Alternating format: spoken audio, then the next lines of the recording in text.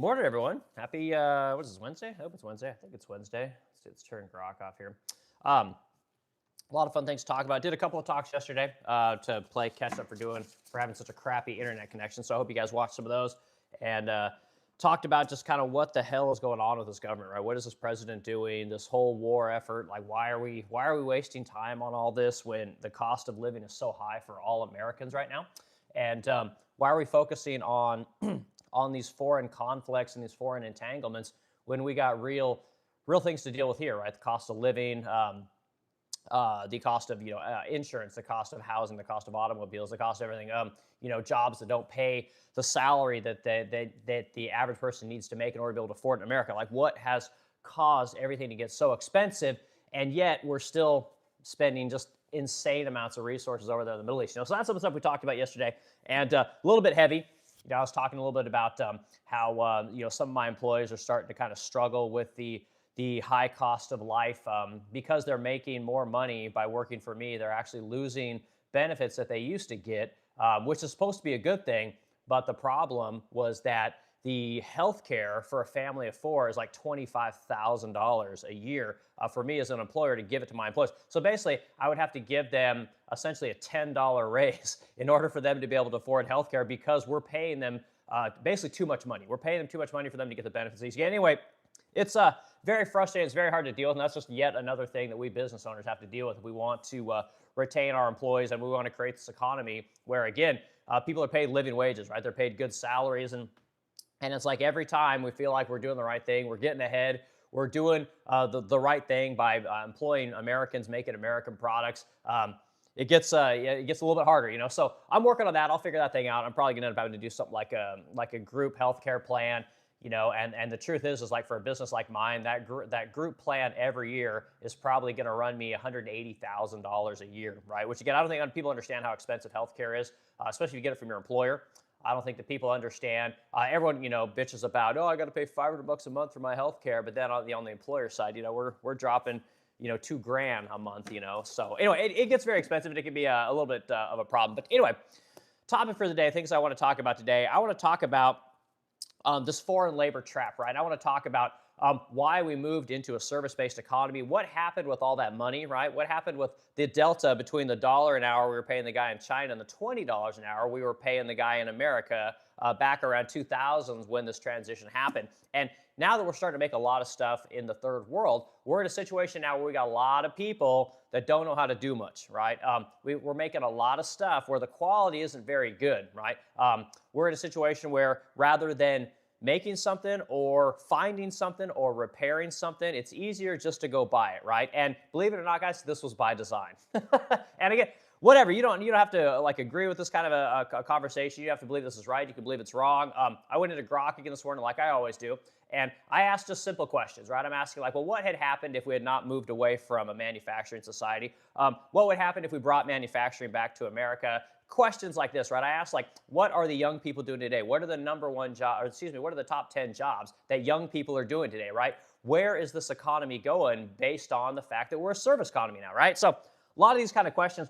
And my thesis or my hypothesis is that America would be better off today had we not sent all the jobs to the third world, right? And you guys know, I'm my biases on this one. I'm a never finished high school guy. I just worked really hard, had a good living, made things work, started a business, and now I'm passing that on to the people that work for me, right? I'm teaching these guys how to do stuff, teaching them how a business is ran. I'm teaching them how all facets of running a company are so that they can potentially do it themselves, right? And this is kind of how I think our society should work today, but we're not operating that way, right? If you guys have noticed that anything that we make here in America is wildly expensive, right? Anything that we rely on Americans to make today is insanely expensive. But if you want some cheap shit in the third world, right, you can buy tons of it, right? If you want to buy a subscription or a digital product, it's incredibly cheap. But anything that you want to make here in America, wildly expensive. And I always tell you guys, well, we can't manufacture that here in America. We don't have the workers. No one wants to do that work. And you guys know me. Like my theory is that no, that's actually not correct. Right? If we would just focus on making more stuff here in America, things would become more affordable because guess what? You got to pay American wages, right? You got to deal with the American regulatory environment, and therefore we could fix the regulatory environment that we have here today that allowed us to build the Empire State Building in 415 days in the 20s, and we can't build a bridge that already exists in under 5 years, okay? So anyway, this is why everything is so expensive. We all think that it's wages, we think it's benefits, we think it's, the high cost of everything. No, it's basically regulations and a lack of workers, and again, if we got the workers out of the service sector and got them into the ground, picking up a shovel, whatever you want to say, this would really help, but we're not going to do it. We're going to bring the third world in here, and then we're going to export everything to the third world that we don't want to do, and we're going to live in the service-based economy that we have right now, okay? And this is nothing wrong with a service-based job, nothing wrong with service-based economy. You're going to need it, right? This is essentially a support economy for the blue-collar workers, but we're not doing that, right? So let's dig into this conversation. I thought it was fascinating just going into all the different discussions. One thing I do want to talk about real quick on a side note is this whole Iran conflict, right? Again, a lot of people, I think, are being fed a lot of propaganda, and a lot of people are not doing real research on exactly what's going on over there. And I thought that I would take just a quick second to let you guys know there's things happening over there that historically we're not aware of, right? So every place that the Iranians have proxies, right? This Hezbollah, the Houthis, all these kind of things. The truth is that the only reason those things are happening over there is because America has been over there, along with Israel, destabilizing all of these countries, okay? America has played a part in everything, right? And this is yet another reason why I'm telling everyone we got to get the fuck out of there. Like, it's time to go. We're not getting oil. We're not getting oil from there anymore, right? And again, this isn't an anti-American, anti-military kind of bullshit thing. Not everything is a binary, guys. But the reason for America to be over there would be that we got some. Maybe we got oil. Maybe we're getting, real money. Maybe we got workers over there. Maybe we're developing industry over there. Those are reasons to be in the Middle East. We're not doing any of that, right? We get 6% of our oil, our just imported oil from Saudi Arabia. And that's it, guys, right? Everything else is costing you guys hundreds of billions, if not trillions of dollars to push whatever it is that we're doing over there. We need to bring all that stuff home. It needs to come back here. And again, I'm not an isolationist. I've got no problems going around and destroying countries and kicking in doors and fucking people up. But we got too many people here in America that can't buy homes, can't afford insurance.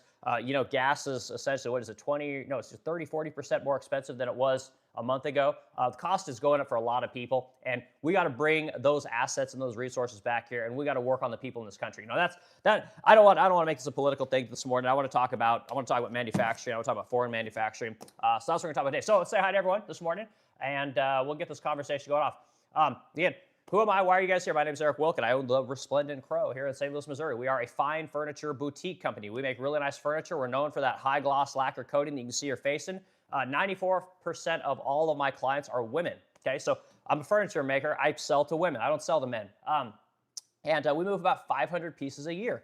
So it's a pretty good business. We do a low seven figures in revenue. It nets me, I don't know, anywhere from $100,000 to $300,000 a year, depending on what everything's doing. And it's a decent middle class living. You're not going to get rich doing it, but it keeps up with inflation. I'll put it that way, which is really nice, So that's what I do. That's who I am. You guys can go to my website, theresplendentcrow.com, and see what it is that I sell as far as the furniture goes. I don't try and sell you guys courses. I'm not trying to give you guys fucking t-shirts and coffee mugs, and I'm not trying to sell you guys, get rich with gold. I don't have any sponsorships. We don't do any of that. We just talk about current events, and we talk about business, right? That's all we talk about. So that is who I am. I appreciate everyone meeting us this morning. All right, first person in here is Duncan Blue. Duncan Blue 1.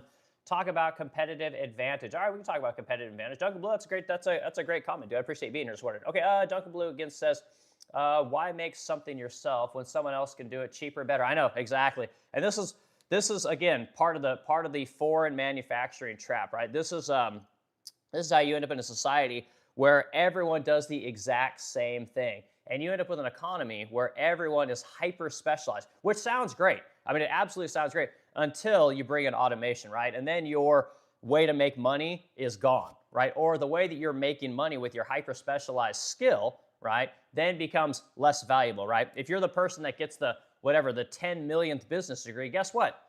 Your degree is not as valuable. If you're the 10 millionth person to get a computer science degree, guess what? Your computer science degree isn't as valuable as it used to be. Simple supply and demand. And then you factor in things like AI, and you're wiped out. So then suddenly you spent your entire life working on this one tiny skill that was going to net you a high income, and then guess what? You're done. You're wiped out. You got to start all over again. Whereas if you had a whole bunch of skills and you understand a whole bunch of things, guess what? You're more useful to society. You might not make that super high dollar income, but guess what? you can go work almost anywhere because you got really usable skills. And again, this is a crazy concept. But anyway, all right, let's keep going. Deacon Blue, we'll talk about your subject topic, competitive advantage, because again, everyone thinks that, oh, it's always someone else's job to make all my shit. Well, I'm here to tell you guys, we'll talk about what happened to all the money with all the corporations that sent all the manufacturing jobs to the third world. I got all the numbers for you guys. So, okay, Deacon Blue though, dude, I appreciate being here. I love going back and forth with people, guys. So again, I'm happy to have my opinion changed. So bring it. Okay, Ridley Diddley Rants, great name, dude.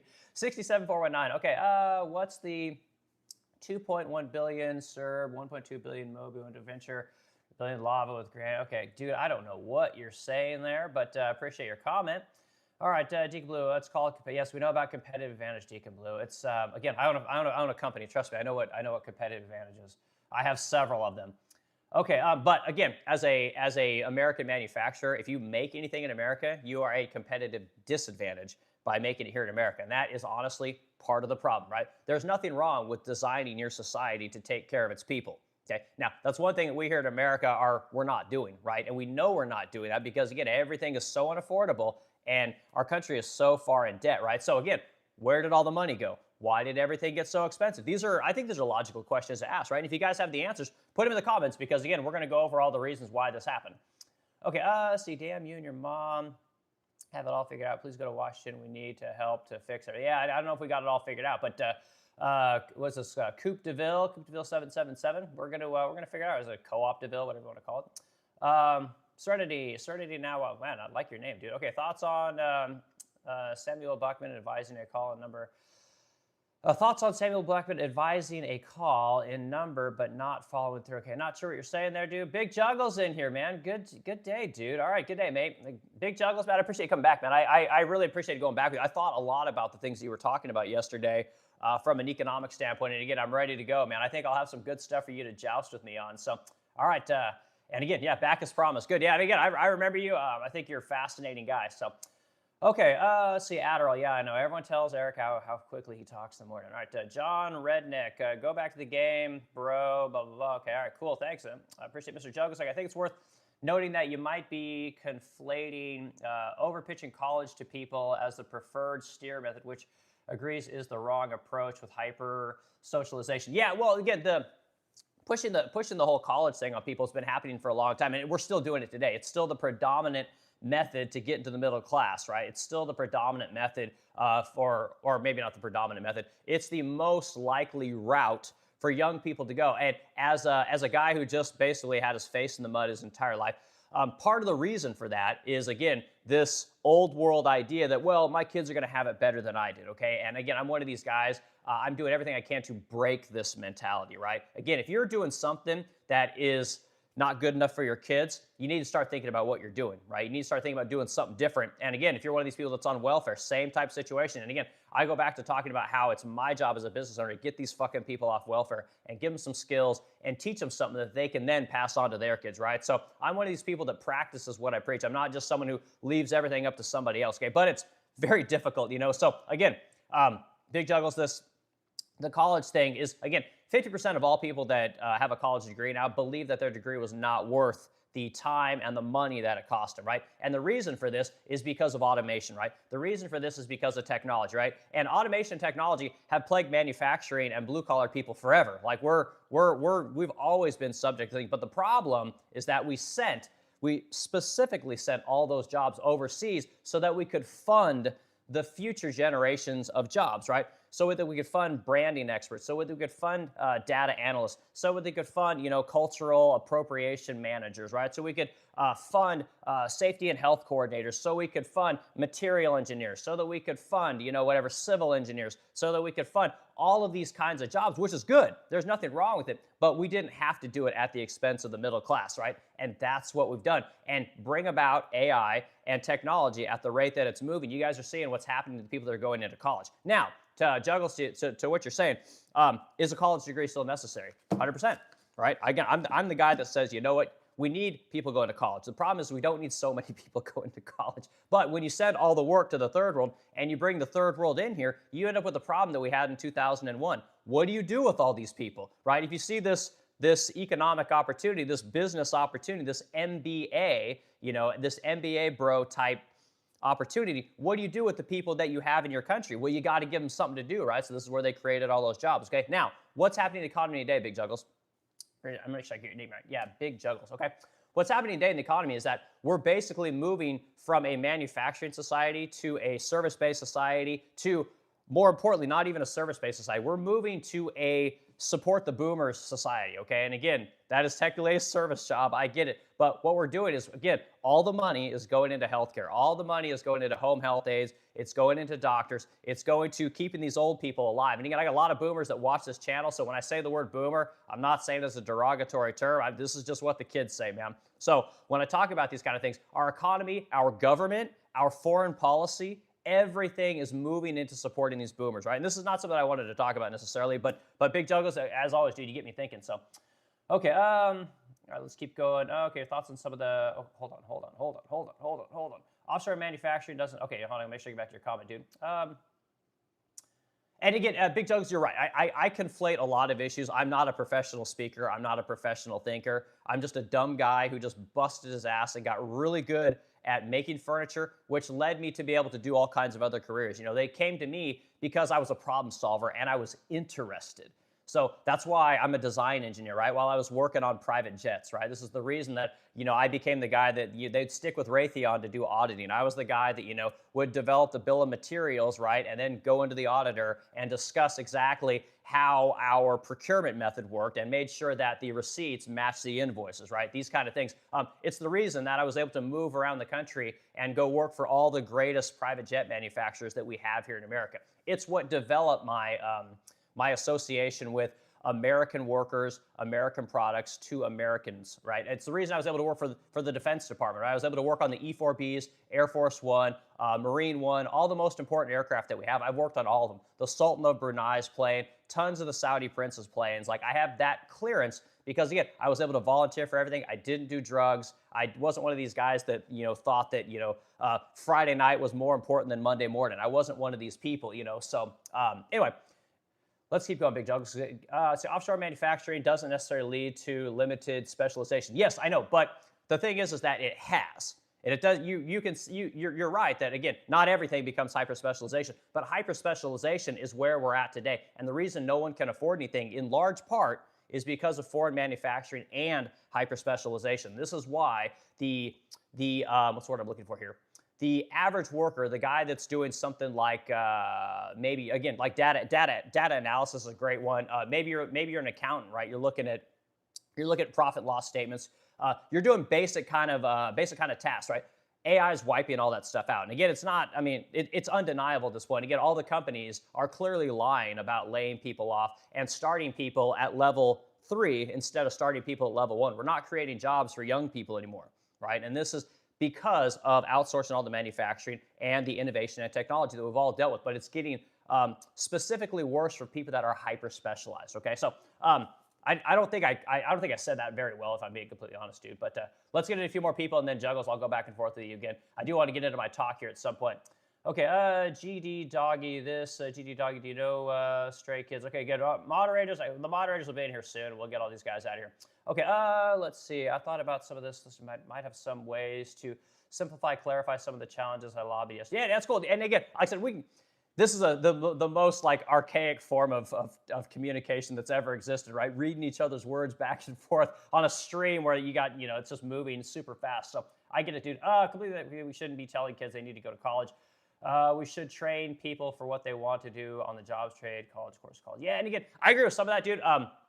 You got to prepare people for the jobs of tomorrow, right? You obviously need things for today. I'm not one of these people that has his head in the sand. I understand that we got to know where we're going, right? We got to be looking at where we're going, not where we are. Like I completely agree with you on that whole thing. But we got to give people, again, my big thing as I get older in life, Juggles, is the whole kids thing. Like, again, I'm not one of these people. I was never a good dad. We got 3 kids between me and my wife. And again, I've never been a great father. But what I'm realizing is that the younger generation doesn't have hope in the future, right? They're super excited. They want to go to college, what kid wouldn't? Like, why would you want to go, build houses when you're 18 years old when you can go to co-ed dorms and fuck hot chicks and, do whippets and drink beer all day? Like, I get it. you can't give people that choice. Like, I'm sorry, our job as adults is to teach the kids to do what they need to do, not what they want to do. And we're not doing that. And again, the government isn't doing that too. The government's trying to make like little voters, and the colleges want these people to go in there because they're super easy to indoctrinate. You create a society that is not moving in the direction that it needs to move. You know, and I just, maybe I'm wrong, but anyway, let's Juggles, I'm gonna get back with you, but great comments, dude. Okay, let's see. Our starter sounds like the perfect setup for a data center land grab with the perfect underground cooling reservoirs ready to go. Yeah, and again, we got tons of that shit going on here in Illinois, guys. Like, I think we just approved the largest data center ever here. You know, and I don't know who wants these data centers. I got a power station right down here. So I live on the Mississippi, right? I can see it's the Sioux something power station. It's a coal-fired power plant. The barges go up and down this thing, giving this thing power right now. These data centers, most of them use more energy than an entire city. You know, and they're using tons of water. And everyone says, oh, God, well, that water just goes right back in the river. But what they're not talking about is all the evaporation that happens as they're cooling these data centers, right? And I find it interesting that, again, Donald Trump's pushing to let all the tech companies and these data center companies create their own power stations. But you and I, we can't get a fucking power station built here in America to reduce the cost of energy to save our lives. Thanks, academia, right?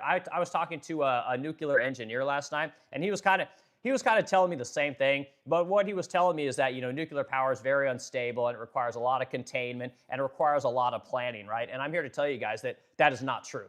Again, we have over-designed, over-engineered, and over-pussified this country so that, of course, everything's going to be wildly expensive because we can't get anything done, right? When I give you guys the analogy, we built the Empire State Building in 415 days in the 20s.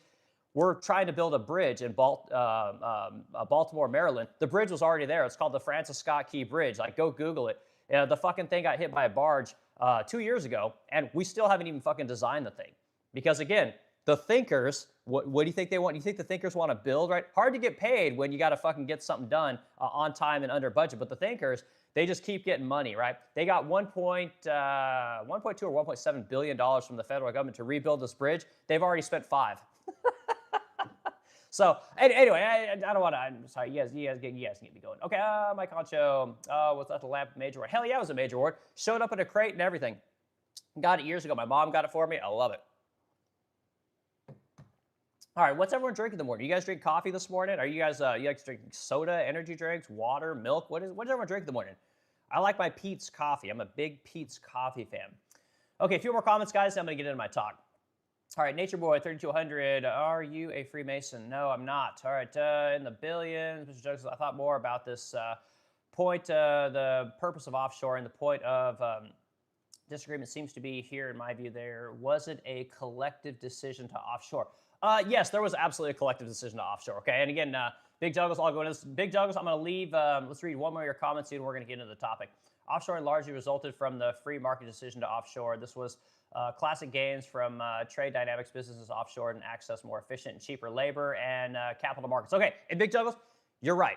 But there's a big element of this that you're missing, okay? And let me go into my talk here. I'll try and remember to, sometimes it's difficult to think far enough ahead while you're talking. Believe that's the skill. That's the thing when you do these live streams. People don't understand this. You learn to think like a couple seconds ahead from what's coming out of your mouth, you know. And I'm kind of dumb, so I can't think that many seconds ahead. But I will try and remember what you said and bring this into our conversation, okay? Let's see this again. I appreciate everyone being here this morning. Hit the like button, add to the discussion. And again, we get lots of people in on these discussions. I don't know if this is a topic that people want to talk about. Most people seem to want to talk about Epstein, the war, Trump, Tucker Carlson, these kind of things. We're not doing that this morning. So, what are the top careers for people that are 18 to 24 years old, okay? And this is an important thing to start with because it's going to tell us why we are or where we are today and what could have been different, right? What could have been in America had we not ended up where we are today? I'm going to backtrack into how we got here and, again, what life could be like had we not done this, okay? So the top careers for people that are 18 to 24 right now are home health aide, professional care aide, right? And why is this? Because the boomers had the silent generation had a shit ton of boomers. The boomers, again, experienced 3 decades of amazing prosperity. And we'll go over why that is. You guys understand why the boomers experienced so much prosperity, right? Because, again, they all became MBAs. They all became masters of the universe, you know. And what was their great contribution to America? They'll say it was prosperity, it was McMansions, it was the Cadillac Escalade. Like, no, it was the outsourcing of the American worker's job.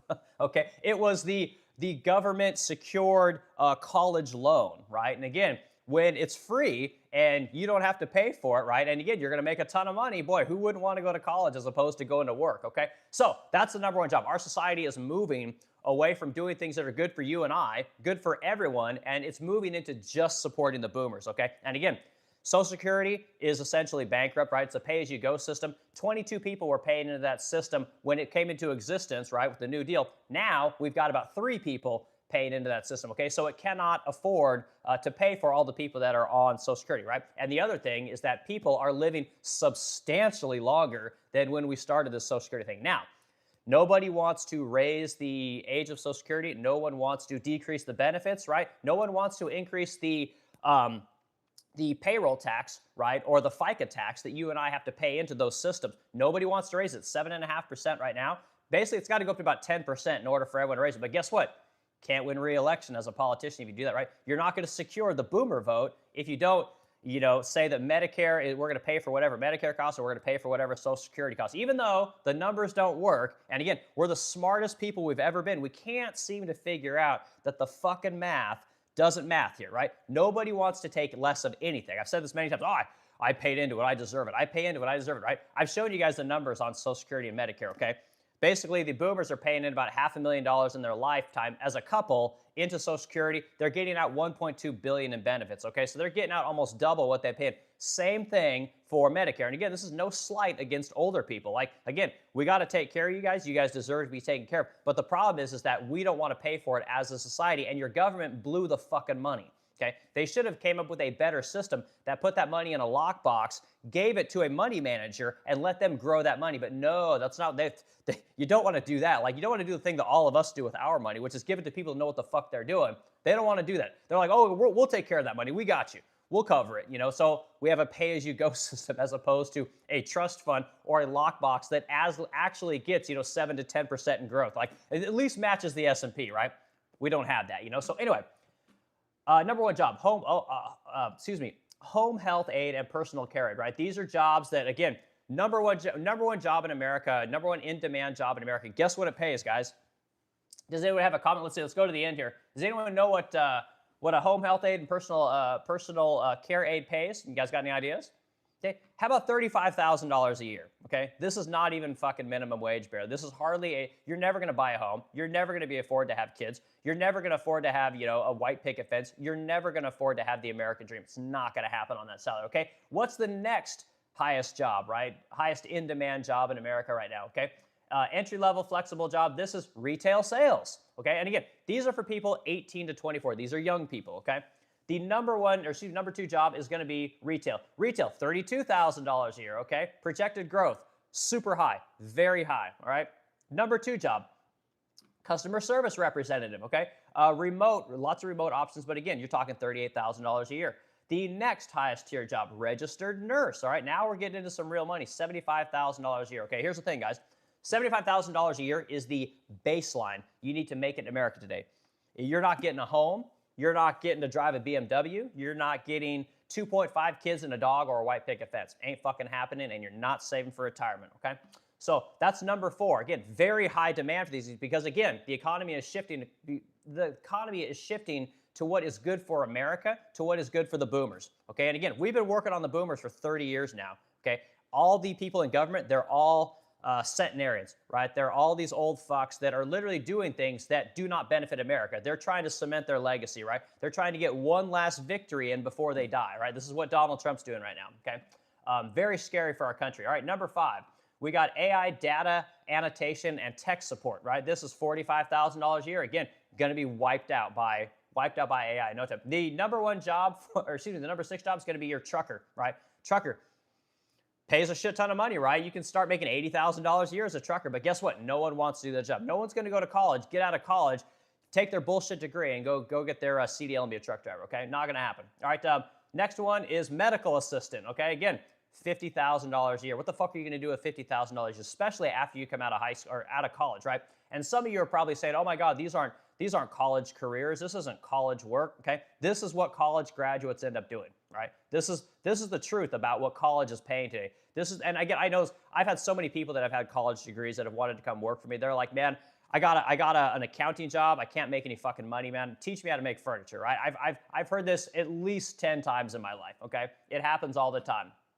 All right, the next one, number 8, is electrician, right? $75,000 a year. Okay, this is the baseline, right? You know, all the people on Fox News, all the quote unquote experts, the small business experts, the people that are talking to you about the economy, the Nobel laureate economists, they're all going to tell you, oh, you can make $150,000 as an electrician. You can make $100,000 as a welder. You know, if you go be a plumber, plumbers are making $200,000 a year. And here's what they don't tell you guys, is that everyone starts at the bottom. Like you don't come out of trade school being a journeyman. You don't come out of trade school being a master. You don't come out of trade school owning a business, right? The truth to making all that kind of money is you got to put in the time, right? And this is the thing that nobody ever talks about. Oh, you can circumvent the time. College it's like prison. It's like time served. And the problem is that when you come out of college, you don't have the fucking basic skills that an employer is looking for in order to hire you. And this is the major failure of colleges today, because they're not pandering to the people that are looking to hire people. They're pandering to the people that are looking to go to college, right? What does the college want? The people that are going to college, which are the customers, right? What they want is they want co-ed dorms, right? They want wave pools. They want, degrees in cultural studies. These guys want, the bars and Whole Foods and Einstein's Bagel. Like I said, both my kids have been to college. I've seen what it looks like over there. It's fucking disgusting what these colleges are. These are not institutions of higher learning, right? These are institutions of consumerism, right? And again, young people seem to have shit tons of money, right? I don't know why a fucking Whole Foods is on the campus over there in Kansas City where one of our daughters is going to fucking school, okay? I don't know why Einstein's Bagel is over there. Again, these people aren't supposed to have any fucking money, yet they've got all the shit that even I don't go to as someone who makes a good fucking salary, okay? So don't tell me that colleges are pandering and creating the future. They're not creating the future. They're paying for the now. They're catering to the now, okay? So anyway, that's number 8 job. Number 9 job is administrative assistant. And again, in healthcare, right? You're looking at $52,000 a year. Physical occupation, physical therapist, okay? Taking care of the boomers, $70,000 a year, okay? So these are your top 10 jobs for people 18 to 24 who go to college or who do not go to college, okay? So this is all that group. This is not just college graduates, okay? These are the jobs that are available, and this is where all the growth is. This is where all these people are going to fucking end up, okay? And this is the problem. If I'm going to break it down in a nutshell, and guys, I'm going to get into comments, but let me go through my spiel here. These are the top 10 jobs for our young people, okay? Now, I told you guys yesterday when I was talking about that Leo Radvinsky, the CEO of OnlyFans, right, how he died, and I'm glad that, we know God still exists and got rid of this fucking guy, right? 10% to 14% of all 18 to 24-year-old women in America, not the world, in America, have been on or are on OnlyFans, okay? When you guys create the kind of society that we're creating today, the kind of I want to use the word hope and change, but you're putting young people in a situation where when they're coming out of college, they spend all this time on a degree, they're supposed to go learning something that's valuable, and then you bring them out into the world making $50,000 a year. OnlyFans is one of their only options. And again, young people are not as smart as old people, right? They're going to do dumb shit. That's part of being a young person. They end up doing things that they're going to regret forever because, again, we can't make life affordable for these fucking people. We can't give them an option that's better than sticking a cucumber up their ass for $50 a month, okay? I got a real problem with what we're doing and where we're sending our society today, okay? This is not good, guys. So, okay, so we'll talk about, sorry, guys. We're going to end up in here. Now we're going to talk about manufacturing. Let's dig into comments real quick. And I'm going to tell you guys what the economy could look like. I'm going to tell you where all the money went, where all the real jobs went, and why we are here today. Because again, it boils down to the 58 cents of every dollar that corporations kept when they started outsourcing in 2001, okay? 58 cents of all that money ended up in corporate boardrooms and in stock buybacks, okay? It ended up in the situation that we have today where the C-suite is more important than the people on the floor. The C-suite is making something like 528 times what the average worker is making, which again, I'm a capitalist. I got no problems with large corporations making shit tons of money for their executives. I think it's great. But when the people that work for your business can't afford to live in America, I got a big fucking problem with that. The system's broken. Now, it's business owners' job to create the society that is good for the people. That's literally what we're supposed to do. We're supposed to make money. We're supposed to create jobs. But if the people we're creating jobs for can't afford to buy a home, can't afford to have kids, what's the point? There's no point. It's just a spiral. It's a death spiral to the end where, again, it's like dystopia, which is very scary. So, okay, hold on, guys. Let me find my place right here. Sometimes Grok loses me, and then we're gonna dig into where all this money went. Okay. Okay. So, a question I asked, right? It's a basic question. I'll read the question and I'll dig into comments and then we'll evaluate the question. Okay. What if we move from a service-based economy to a manufacturing economy? Would life be more affordable, right? Would wages increase over time, thus making life more affordable, right? So it's almost a redundant question away, but there's two questions in there. Okay. So let's dig into comments, guys. I appreciate everyone being here this morning. This is a comment that as I get older in life, it's more and more important to me that we help the youth. Okay. And again, I sound like a fucking bleeding heart liberal when I say this stuff. I'm not. I want to help the youth through giving them real work. I want to help the youth with giving them jobs that pay a real living wage. And again, we can do it. As a dumb guy who never graduated high school, I fucking figured it out. I know we can do it. I know other people can do it. But again, when you give people that only care about money and the bottom line, when you give them the option of sending the work to China and Vietnam or bringing Mexico and South America up here to America to do the work, they're not going to choose you. Because again, you give a fuck about things like climate change. You care about workplace safety. You care about needing healthcare, wanting healthcare. Okay, good. Bring Jose in here. He doesn't give a fuck about anything. He just wants to make money. He'll live 5 to a room. Okay, you want to live in a house, 3 bedrooms, 2 baths, and have some kids. Okay, he doesn't give a fuck about any of that. So guess who the business is going to hire? And if your president isn't going to kick these fucking people out of here, if no one's going to implement E-Verify to make it harder for these people to hire these third worlders, guess what? They're not going to choose you. And again, if you're the person that has the 10 millionth business degree and the 10 millionth degree in computer science, guess what? They ain't fucking hiring you unless you are really good. You got to be really good coming right out of school. You got to have really good grades. You have to be exceptional, right? And the truth is, most people aren't that good. It's the rule of averages. But this is where academia says, well, hey, you know what? Tell them you're gay. Make sure they understand that you're a woman. And we end up in a situation where we don't care about how good you are at things, right? There aren't even jobs for the people that are good at stuff, right? It's all about your again, whether you're a woman, whether you're gay, whether you support LGBTQ. And it's a weird situation that we're in, guys. I hope this kind of makes sense to you.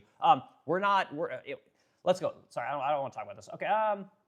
Specialization is a positive for global trade, creates opportunity, higher paying roles, more specialized product. Yeah, and again, Big Douglas, I completely disagree, okay? We can go back and forth that one. Specialization is literally the problem. Again, and you do need smart people. I'm one of these guys. I'm not naive to the fact that we need people that develop new materials, okay? I get all that kind of stuff.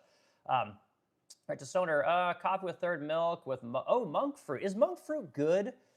My wife keeps telling me that I need to take creatine as I get older. Like, apparently creatine is really good for you as you get older. I don't understand why that is, but yeah, I do a third milk too. I do half and half though. So a Stoner, cool dude. All right, Douglas says, I get it, mate. I do a lot of public speaking by the panels on stage. They're doing fine. I get it, man. I do a lot of public speaking by and panels on stage. They're doing fine. Okay, who's they, Big Jug? You're talking about young people?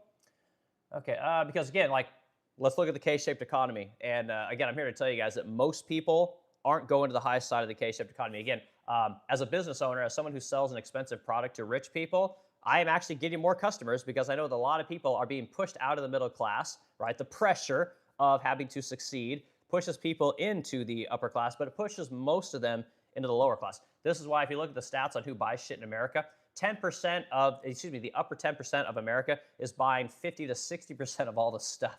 Okay, that means everyone else is relegated to buying food and groceries, right? Groceries and gas. That's all you get, right? You're buying fucking crayons and glue for your kids who are going to school, right? That's all you get, So, okay, Mikado's in here. Mikado, good to see you, dude. Let's see, that's the main problem. The government is allowed to use us as piggy bank. Yeah, and again, if we want to talk about, again, and I always say this to people, if you guys want to talk about, everyone likes to talk about the Fed, and everyone likes to talk about the rich people, okay? The truth is, guys, is that the economy and the America as it is today would not be in the place that it is today, right? Because, again, when you introduce fiat currency and leverage, right, when you put $100 in the bank lends that $100 out to 10 more people and creates $1,000 out of your $100. And then they spread that out, and it creates a spider web effect, which, again, promotes growth, right? But the truth is that the people that understand the system and know and have access first access to all of this money that's created, they're the ones that get to take the most advantage of it. By the time it trickles down to you and I, the money isn't worth what it was when it was originally introduced in the economy, and this is called inflation, right? This is why you can't buy a home like I did when I was 21 years old, right? We've been doing this now for 30 years, and we printed a third of all the dollars that have ever been introduced into circulation during COVID. Okay, so let that sit in your craw. This is why no one can afford anything in America. It's not because we're not smart. It's not because people didn't go to college. It's not because we don't make great shit. It's because we refuse to backtrack as an economy, right? Get rid of the fiat currency, back the currency by something that's real like gold. You know, it could be Bitcoin, it could be a combination of things, whatever. But just printing money because you need to buy votes is not good for your economy. And that's what it's devolved into. Instead of the economy moving along and working for everybody, it only works for a few people. And this is where we're at today, and this is why no one can afford anything, you know? So, Mikado, man, I agree with you what you're saying there. It's a great point, dude. Okay, Sadie Lucy, oh boy, here comes the Bible verses. John 3:16. For God loved the world, and he gave his only son. Whoever believes to him should not die, but have eternal life. All right, well, we appreciate it. Everybody needs a good Bible verse in the morning. Some good stuff in there. Okay, sorry, mate, but you're obviously wrong about number of jobs for aged care, unless I misheard. Aged care is not even in the top 10 jobs by number. Okay, well, I'm just going off what I literally have pulled up in front of me on Grok. Okay, and Grok is my end all for to be all for information. It's the one place I go. I don't go to Google anymore. I don't go to any of these places. I Grok everything. So if Grok is wrong, then I'm wrong, and I'll accept that. You know. So I appreciate you pointing it out, though. So okay, again, the Bureau. I don't even look at the Bureau of Labor Statistics anymore. When I look at economics, I don't go to the Fed of St. Louis. I don't go to any of these people. Because again, I believe that the incentives for economists are aligned with things like research grants. I believe that the incentives for economists are to give the numbers to the government that they need in order to keep themselves employed. Otherwise, you're in a situation where someone like a Donald Trump comes in here and wants to push Jerome Powell out because he doesn't like Jerome Powell's numbers, right? He doesn't like what Jerome Powell is saying. He doesn't like Jerome Powell's policy, right? People like Austin Goolsbee, again, these people, they all disagree, but the ultimate thing is that they need to tell the government what the government needs them to tell. I'll say this correctly. The incentives are that the people in the Fed and the people like the Bureau of Labor Statistics will tell the government what they need to tell them in order to keep the money coming into those departments, okay? This is how it works. And again, if we look at what happened in the Department of Education, the Department of Education has almost been completely defunded because Americans have gotten stupider as a society, okay? Our grades have not gone up since the Department of Education was introduced, okay? The situation in America has not gotten better because of what the Fed has done, okay? Now, you guys completely disagree with that, but it's the honest to God truth. This is why everything is so unaffordable today, okay? So I hope that kind of makes sense. I might not have completed my point there, but I don't listen to the Bureau of Labor Statistics. I would rather talk to the guy that owns a convenience store up the street from my business than I would to talk to any of the people at the Fed, okay? Or the Bureau of Labor Statistics. I don't believe any of it. When you see a 4.4% unemployment rate, what the Fed isn't telling you guys is that in those numbers, a lot of people are working 2 or 3 jobs, okay? This is not good for society. They're not telling you that the wage that Americans are making today, while higher than ever, buys less than ever. They don't seem to want to figure out why that is. They don't seem to want to help the government correct that problem. They just want to continue to print money so they can buy votes. And then again, GDP goes up every year, right? Everyone's making more money. Everyone's buying more shit, but everything's more unaffordable, right? This is institutions like the Bureau of Labor Statistics and the Fed that make this possible. Because again, people believe this shit. I'm here to tell you guys it's all bullshit. It's all what's Matthew McConaughey say? It's fugazi. It's anyway, Big Juggles, goddamn, I want to sit down with you, dude. Okay, the Mikado 16, 55K, question mark, okay. Not sure what you're saying there, dude. They need to end the welfare system. Yes, and I'm one of these people that believes the welfare system needs to be ended. I'm also one of these guys that thinks Social Security and Medicare, we need to get insurance out of healthcare. We need to get not insurance, god damn it, I'm saying that, yeah, I did say that right. Insurance out of healthcare. We need the federal government out of the home buying system. We need to make things, you pay for something, you pay cash for things. And this is, again, sucks if you're one of these people that lives on credit. It sucks if you're one of these people that understands that the economy is only where it is because of credit, but we've taken it too far. it's no longer helping our country; it's actually hurting our country. So I'm one of those people. Okay, let's see here. They need to end the welfare system. They need to end the welfare system. Again, yes, end the welfare system, but you need to replace it with a work system, right? And I've said it 1,000 times. Everyone knows my stance on this. Private-public partnership, right? You want to be on welfare. You want some Section 8. You want some EBT. You want us to pay for you to have your fucking 10th kid? Great. You got to get a job. Plain and simply. You got to come work for a guy like Eric, right? I got a furniture factory. I got tons of different people doing tons of different shit.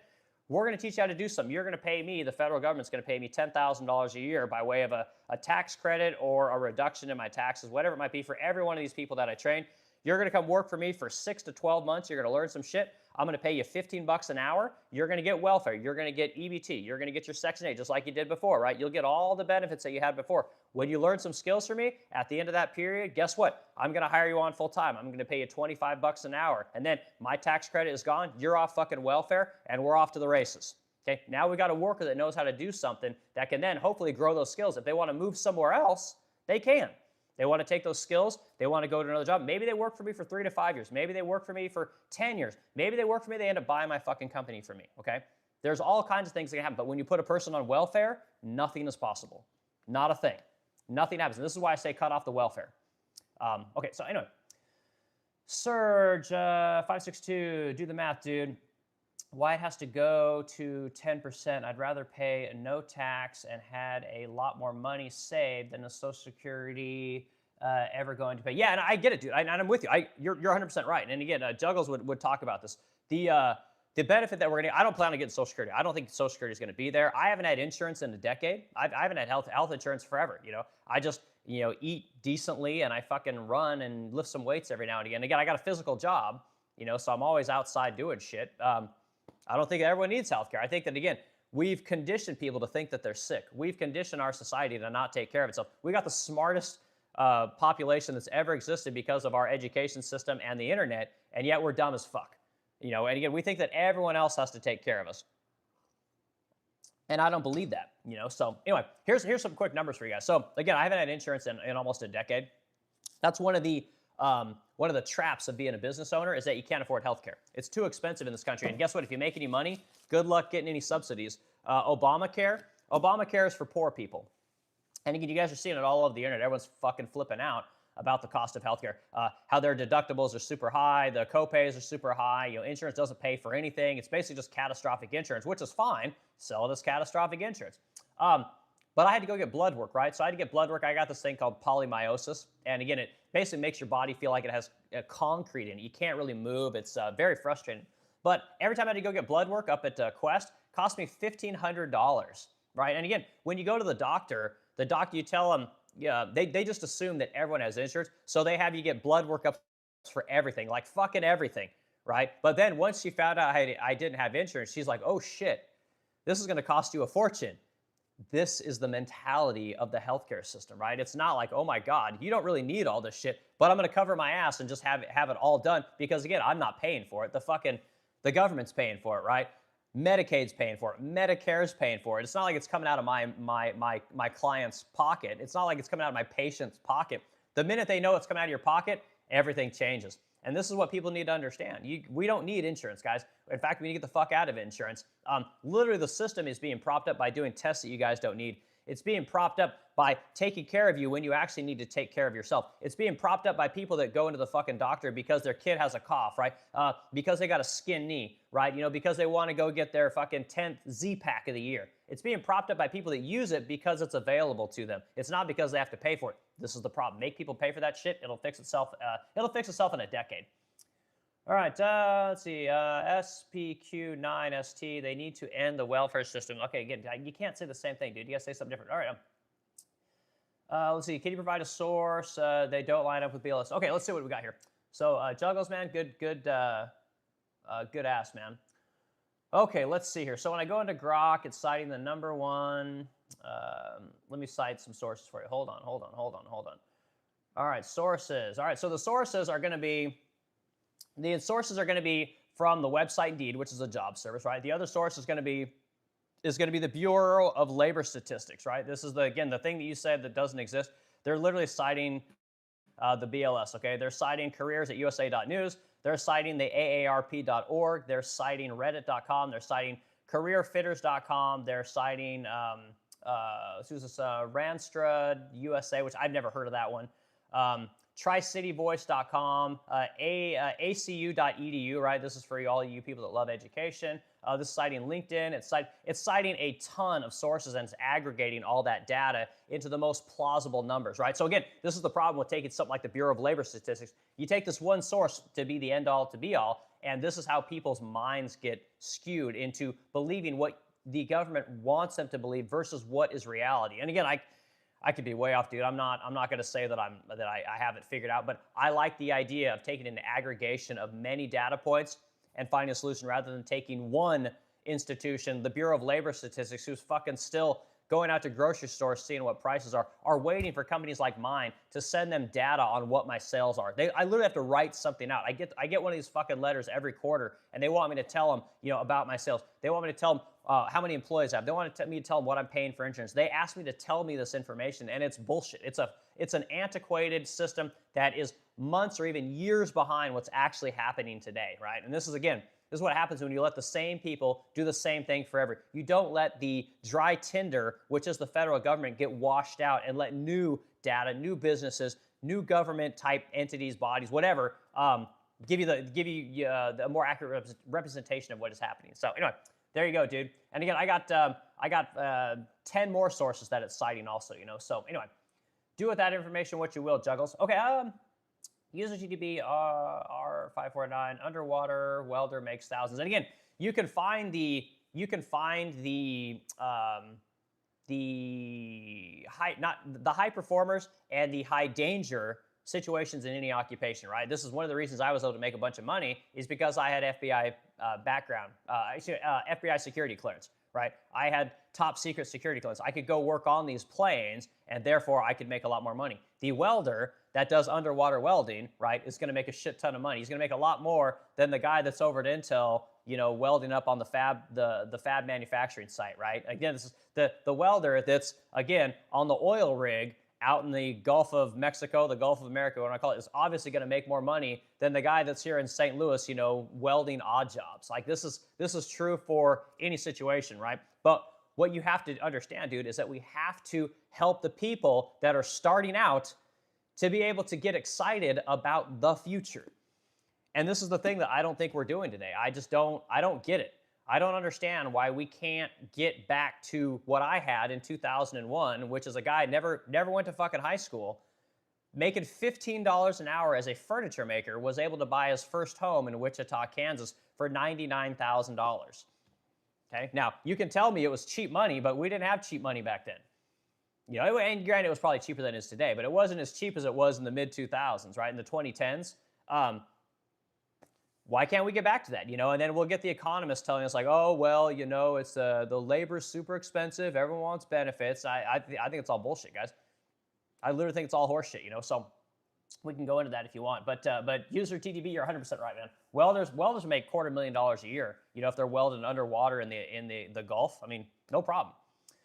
Okay, Jesus Christ loves you all. Repent. All right, this is Josh Proston. Thanks, dude. Aaron Wilson's song, That Lamp. I know everyone loves a lamp. Let me see where I'm at in the comments, guys. I want to make sure that I'm not too far behind. Okay, super chat coming in. All right, Mikado, man. Thanks, dude. And Mikado's giving me several super chats. I really appreciate it, dude. You should do a call-in stream. I know, Mikado, I need to figure this out. If anyone, well, I shouldn't say if anyone knows that. I'm sure I could figure it out. I follow this guy, Jack Morgan, who does a stream like I do and does the call-in show. So I can figure it out, guys. Let me look into it. You're like the fucking 10th person I think that's asked me to do that. I do need to do that. So Mikado, I really appreciate it, man. Big help, dude. And again, I don't make money on YouTube, guys. I make money selling furniture. I do this just because I like to talk about these kind of things. I like to go back and forth with people, and I'm trying to open people's minds up to how business really works. When we get like economists and people that love to cite the government stats, I'm the guy that comes in and crushes those.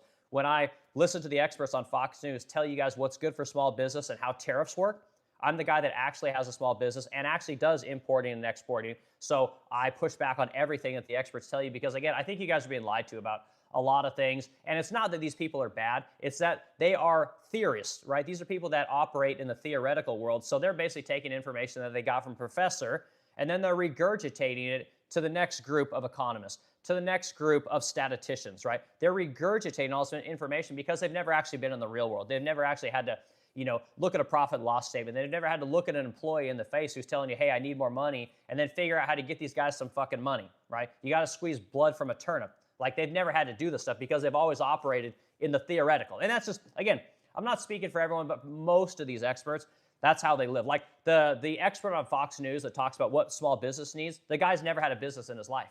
This Alonzo, whatever the fuck his name is, he's never had a business. Why is this guy talking about being an advocate for small business? He has an MBA, for Christ's sakes, okay? He's never fucking started a business in his life. He inherited all of his board jobs.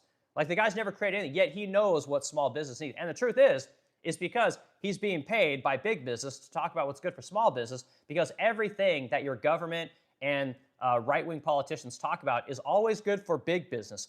The small business just gets the trickle-down effect, right? We get whatever's left over in the tax cuts. We get whatever's left over in the regulation discussions. We get whatever's left over in the outsourcing discussions. And this is how it works, So, okay, but Mikado, dude, again, I always appreciate it, man. All right, trade schools, learn something valuable. This is Aaron Wilson. Yes, I'm a big trade school advocate. But again, not everyone needs to go to trade school. You got a lot of people, they fucking need to go to college. They're set up for college. A lot of people are set up for trade schools. A lot of people, they just need to be able to make a fucking wage. They need to be able to go, work at a grocery store. They need to be able to go work at go be a hairstylist.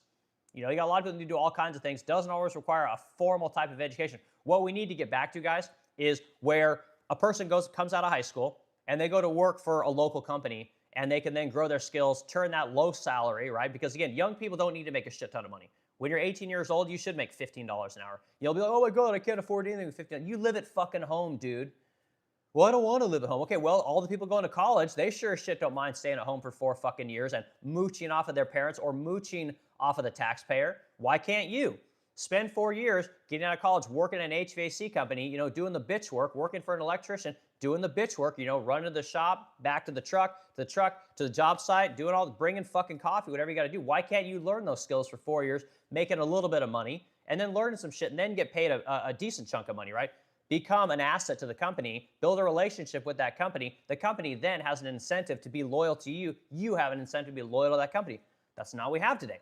This is one of the things that I advocate for. So that's really what needs to happen. It's not trade schools. It's not college. It's making the employer loyal to the employee and the employee loyal to the employer. And you can't do it with the fucking third world, okay? It's impossible. Okay, big juggles. The data contradicts you on your rebuttal, RIA's specialization. There's been a good amount of research on this. It's well evidenced. Okay, well, and again, I'm sure that is super well evidenced, and I'm one of these guys that I believe that our economy is today where it is because of a lot of what people have advocated for, things like specialization, right? Going to college, getting hyper-educated, right? Outsourcing to the third world, right? Using that delta between the $1 an hour in the 2000s, you're paying the Chinese worker, and the $20 an hour you would have been paying the American worker. They use that delta to create hyper-specialization, right? Things like data analyst, right? Maybe you're an ROI specialist. Maybe you're a corporate strategist. Maybe you're, one of these, you're a health home care worker with an emphasis on 5mm syringes, right? We've done this, and we've done it with that delta, right? The delta today is $2.50 an hour in China and $32.50 an hour here in America, right? That delta has created this hyper-specialized world that we live in, which, in a sense, has been pretty good for society, but it's not working anymore. And we need to make a change, just like we changed from manufacturing to a service-based economy. Okay, now it's time to figure out the next thing. And the truth is, this time, we need to go backwards. Okay, going forward leads to our society being on UBI. And again, everyone will say, "Oh, you troglodyte." If we believed in what you believe, that we'd still be in horse and buggies. No one ever would have wanted the automobile. Okay, I'm here to tell you guys the difference between now and then is that humans were always in the equation. Okay, this time the humans are gone. Okay, which means you all are going to end up on UBI. So that's how I see it. Salina Girl, good to see you. Salina Girl, 69, an unwritten obligation to enhance the lives of workers did not exist in the Gilded Age or Victorian England. I get it, man. And again, thank God we're not in those times anymore. So, Salina Girl, I like your comment. Okay, let's see. Big Juggles. Hold on one second, dude. I want to see where I'm at in the comments. Okay, good. I'm doing good. We don't have a ton of people in here. This is great. Titan Brew's in here. Titan, good to see you, dude. Titan, we got Big Juggles in here, right? This guy's an economist, and he likes to go back and forth with me on my view of the world. And we need to say hi to that guy because he's got a great amount of good information, and I think a view of the world and a set of data, right, that we don't quite understand. So Juggles, if you don't know, Titan is a retired asphalt business owner, right? He used to lay asphalt, right? So he kind of comes from my world of thinking in many ways, but I think he would probably agree with you on a lot of things. So, okay, let's see. We realize that this is where those long language models are getting the data from.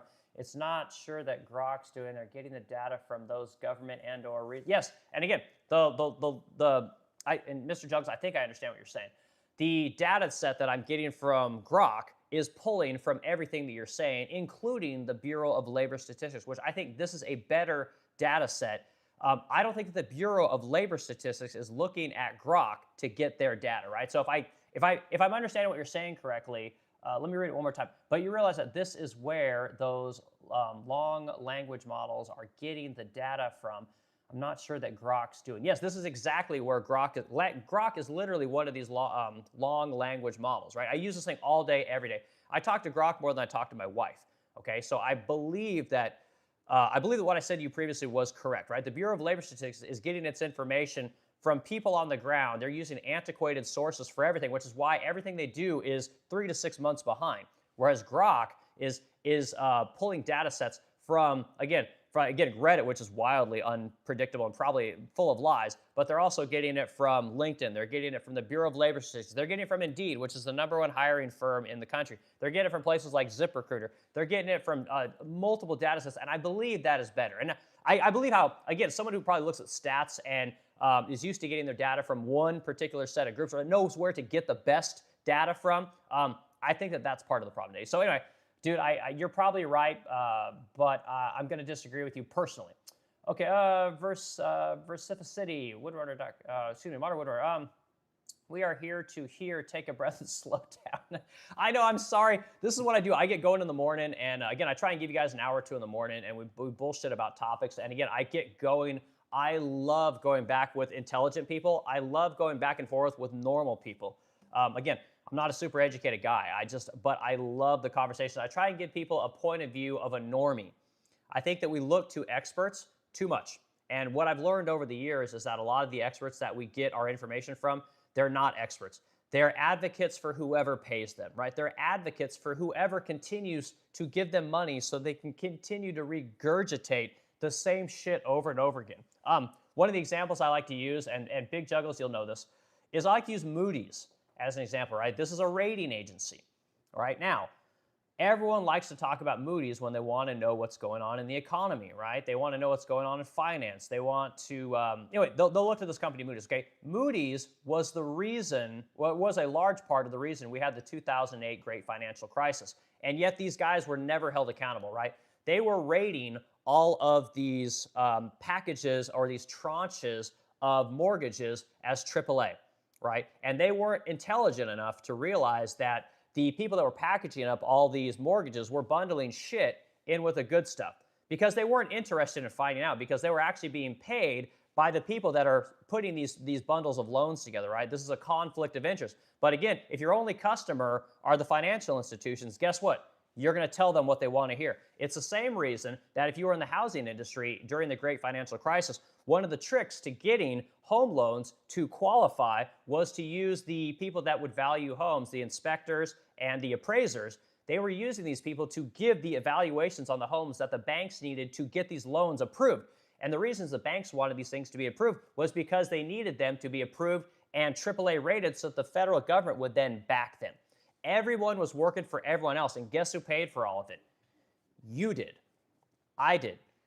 We bailed out everyone. Everyone got bailed out, and you and I got, had to pay for it in the loss of jobs, right? You and I had to pay for it in the loss of the economy. And again, but it was good for everyone while everyone was making money selling homes, right? Ninja loans, right? Strippers having 2, 3, 4, 5 homes with no fucking credit, paid for everything in cash. Okay, it was great then. Nobody wanted to look at the reality of what was going on, right? So Moody's is the company I like to use. Again, we still look at this company like they're a great rating agency, and they're fucking crooks. They're absolute criminals. Any bank that is basically incentivizes inspectors to evaluate homes and appraisers to appraise homes specifically to get loans from the guaranteed loans from the taxpayer. These are all criminal companies, yet they're still allowed to exist. They're still in business, and they still have a AAA rating as businesses. Okay, so anyway. All right, Mr. Douglas, we might have just a different view of evidence. It's very dangerous to rely on your anecdotal experience. The reason the scientific method is that this is the contestant best eroding bias. Yes, I agree with you, dude. I think you're 100% right. But you can't deny that the data sets that we've been using for a long time have eroded the quality of life for the average American. And again, I don't have to, you could say it's anecdote. I agree, it is anecdote. But the difference between me and most people is that I sell and deal with the wealthiest Americans in America, yet I employ the people that work at the bottom. I employ the guys making anywhere from $50,000 to $80,000 a year, but I sell to the people making $500,000 to billions of dollars a year. Okay, so I have a anecdotal view of both people intimately. I know these people, I talk to these people regularly. I also know these people and talk to these people regularly. Most people don't have that. And this is the difference between people that, I think this is the difference between most people. Like, again, I have access to both groups at a very high level and a very low level. Most people just don't understand that. They're relying on other people to give them the information. I think the information that they're given is false. I think it's a bad set of information. And again, it's people like the Bureau of Labor Statistics. It's people like the experts that report to the Department of Education. These people are all frauds. So that's just how I see it, Mr. Juggles. And again, you don't have to agree with me. But again, like I said, I'll continue to go back and forth with you. Large studies, broad population data sets. These are the way to understand the economy at large. They need to be argued by, experts. You have people like yourself on the ground, but the data is best. Okay, well, again, I believe data is corrupt. And again, as we move into a digital age and we move into an age where everyone is looking to the internet for all of their solutions, where everyone is looking to the experts to tell them everything, where, again, this is one of the reasons that like things like this have become so popular. This is why the #1 source for news and information is someone like a Joe Rogan, a Tucker Carlson, a Megyn Kelly, a Sean Ryan, a Theo Vaughn. These are where everyone is going to get information because they don't trust the people you're talking about anymore. And again, it's not that the information is not good. It's not that these large data sets aren't good. They are. But they're being perverted by experts, right? I think it was Mark Twain that said, what was it? I forget his statistics quote. I'm sure you know it off the top of your head. But again, statistics lie. People don't. And again, anecdotes are all we got left. And the truth is that once you can aggregate the anecdotes, what you realize is that the system isn't working for the people anymore. And I think that's what we're slowly seeing as the internet grows, as more business owners are able to talk to more business owners, as more experts are able to talk to more experts, as more poor people are able to talk to more poor people, and we're moving this information around. There's no longer gatekeepers for information. There's no longer gatekeepers for statistics. There's no longer gatekeepers for what is real and what is fake. Like, we could all see it.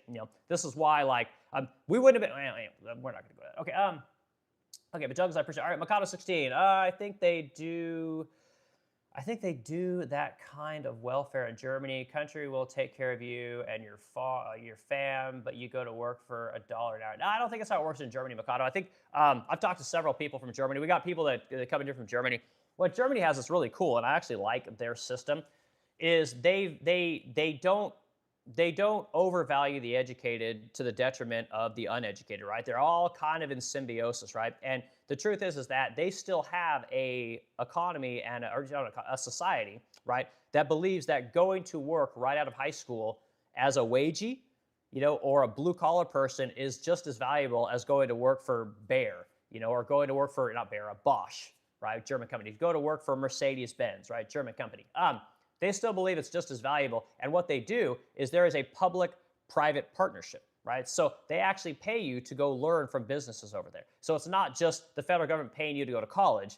The federal government pays or incentivizes the business owner to help the young people learn skills. And so they got both systems working. We don't have that in America. We incentivize you to be on welfare. We don't incentivize you to go get a normie blue-collar job. We don't incentivize companies to take a chance on people that have had drinking problems, drug problems, have been in and out of jail. We don't incentivize that shit. And we don't push it at a national level, right? Which incentivizes business owners like me to be like, fuck hiring, Dante, down the street who's been fucking dirt poor for 3 generations, never had a fucking dad. They don't incentivize me to go hire that guy, even though he lives down the street. They incentivize me to bring the third world in here, right, and pay him just as much money as I would pay Dante, right? They incentivize me to go send my manufacturing to the third world because why the fuck would I want to deal with these people? They're a pain in the ass. They fuck up my work culture. They don't know how to work in society. This is what we're doing in America. That is just, it makes me want to cry, guys.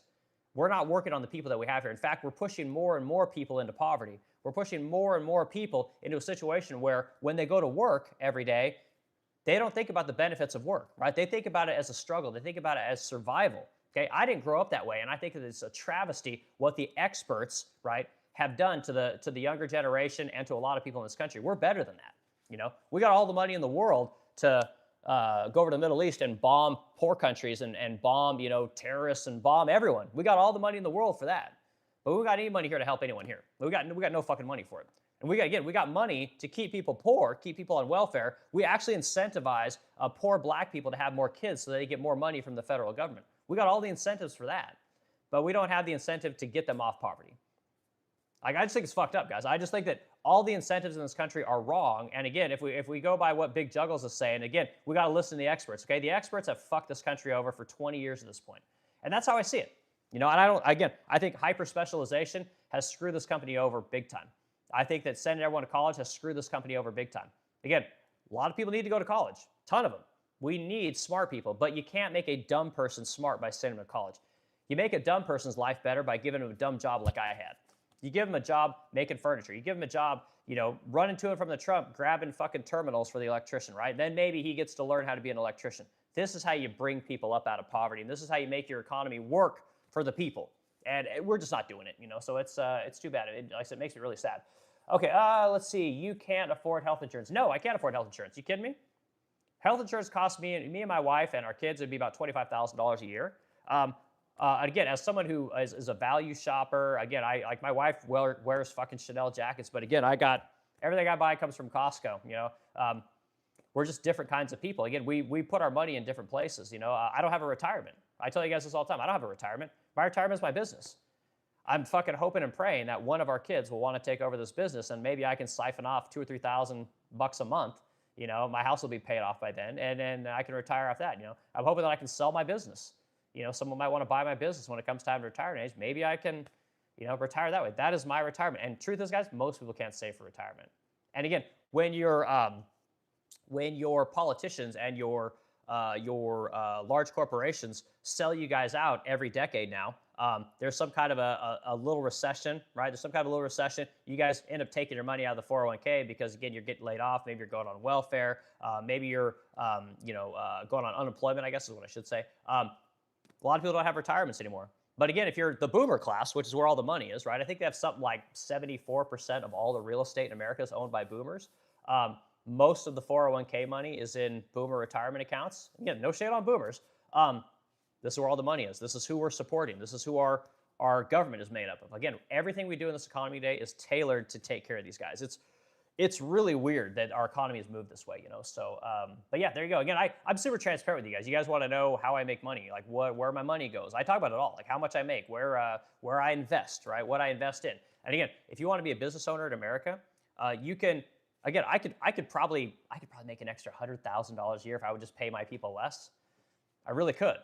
I could probably make an extra $500,000 a year if I would just outsource the work to Mexico. I've already talked to the companies. I know how to do it. I've got all the engineering. I do all my own engineering. I've got all the 3D models. I've got all the shop drawings, right? I got a CNC router. I could just have another country do it. Like, I don't need to have, fireproof cabinets and fucking strapping down to everything. I don't need to have halon systems for spray booths. I don't need to have explosion-proof everything for my business because I can just outsource it to China where they got none of that. I can outsource it to Mexico where they don't give a fuck about any of that. But I don't do that. And that's the struggle of the American business owner, right? I could do like your guys' YouTube woodworkers do, right? Oh, God, look at me. Watch me make wood. Like, I'm going to entertain you guys. Look how funny I am. Ha, ha, ha. I'll make this fucking piece of furniture that nobody would ever buy. And then I'll sell you guys drawings on it, right? Or maybe I could sell ads on here about how to buy my VPN. Subscribe to Better Health. Subscribe to this, food service. Subscribe. Okay? our economy is fucked, guys. Like the way that we operate here in America, like if we continue down this road, guys, none of you are going to have jobs because the incentives aren't there to employ Americans. The incentives are there to employ people brought in from the third world and to outsource everything in the third world. The incentive for you guys is to get your bag as quickly as you can because it probably won't be there by the time you get older. Okay, it's we got to fix the incentives in this country, guys. I'm sorry, you guys probably don't, a lot of people don't buy this kind of stuff, but this is how I see it, and this is why I think people come into these streams. Okay, I hear on aggregation data sources, but data sets like these correlated by Bureau of Labor Statistics are always going to be more accurate because of their research design and the most. Okay, so if the Bureau of Labor Statistics, Mr. Juggle, is so accurate and so correct, how come the economy is moving in the wrong direction? And again, you'll say, well, GDP is going up, employment's going down. Okay, and I agree with all those things. Like everything, all the metrics are moving in the right direction. How's the average American doing? Is this country working for most people? And the answer is no. Right? It might be working for you. If we want to go off the anecdote, you might know a bunch of people that it's doing well for, but that's because you're doing well, right? Go talk to people who aren't doing so well, and then go talk to all the people that they know. Most people in this country aren't doing that well, and this is the problem. The data set is wrong. The data set is antiquated. The data set supports what the people that are in those institutions need it to support.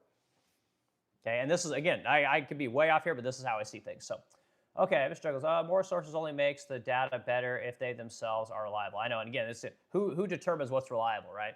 Like, why would you want to listen to a dumb guy like me who figured it out, never went to high school, never fucking did the college thing, somehow figured out to get really good at what he does and start a business, and now I've been in business for 10 years, I employ 9 people. Like, why would you want to listen to someone like me? What the fuck could I possibly know? So, I get it, dude. Okay, Dale Atkins. All right, let's go through the comments. OF, OnlyFans. I could. What do you want me to do? You want me to show some leg? You gonna throw a super chat in there? I'll pander you guys. You guys want me to do something? I'll see it. Okay, Mr. Juggles, we're gonna come back. We got a few more people in here. Okay, Mr. Tiger says, Mr. Big Juggles, I've been reading your comments. Very interesting. All right, Slina Girl 69, liars, damn liars, and statistics. Yeah, there you go. I knew someone would have that. And again, sorry guys, I'm behind. I'm gonna get all the way caught up on comments. Okay, if your question of the host. Positions explain why 0 effort comments are removed. Yeah, and again, Titan, I'm going to, I figured out how to add some text on the page so that I'm a little bit more descriptive about the kind of comments that we allow here. Again, the no effort, the lowbrow comments, we don't have any of that shit in here. So I'll make those changes here pretty soon. Jerry Garcia, put your boots on the ground with your assumptions. Okay, I love Jerry Garcia. I'm a lifelong guitar player. All right, we got Ellie's in here.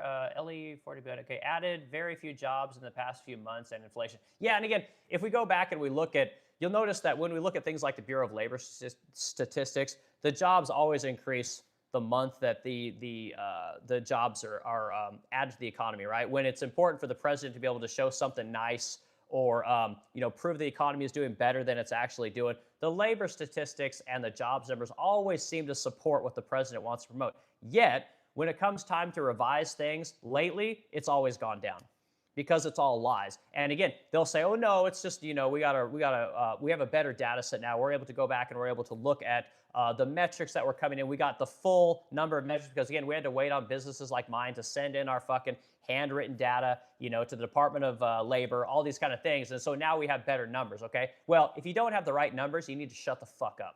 Okay? Because again, now we're literally revising last year's jobs down by 1 million. Okay? You can't do that.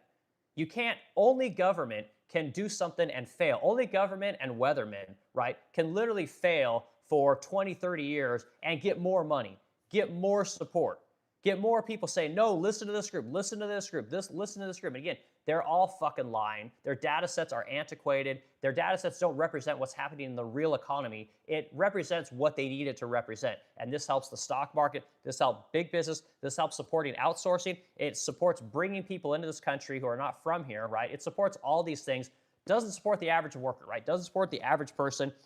Again, they'll continue to tell you guys, oh, we can't afford healthcare. We can't afford childcare, things like that. We can't advocate for young people to have kids, right? We can't support this younger generation. But everyone we go to war with or that we go support has all those things. I say it all the time, okay? Again, we send Israel billions and billions of dollars a year. We send them hundreds of billions of dollars a year. If you factor in all the wars that we've fought for those fucking people, they have universal healthcare, universal childcare.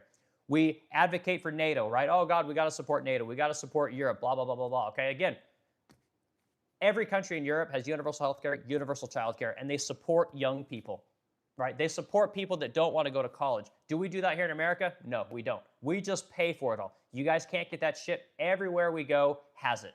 Okay? It's fucking bullshit. It needs to change. And I'm fucking tired of the statisticians and the experts telling us that this is the way, right? Follow me. I got it all figured out.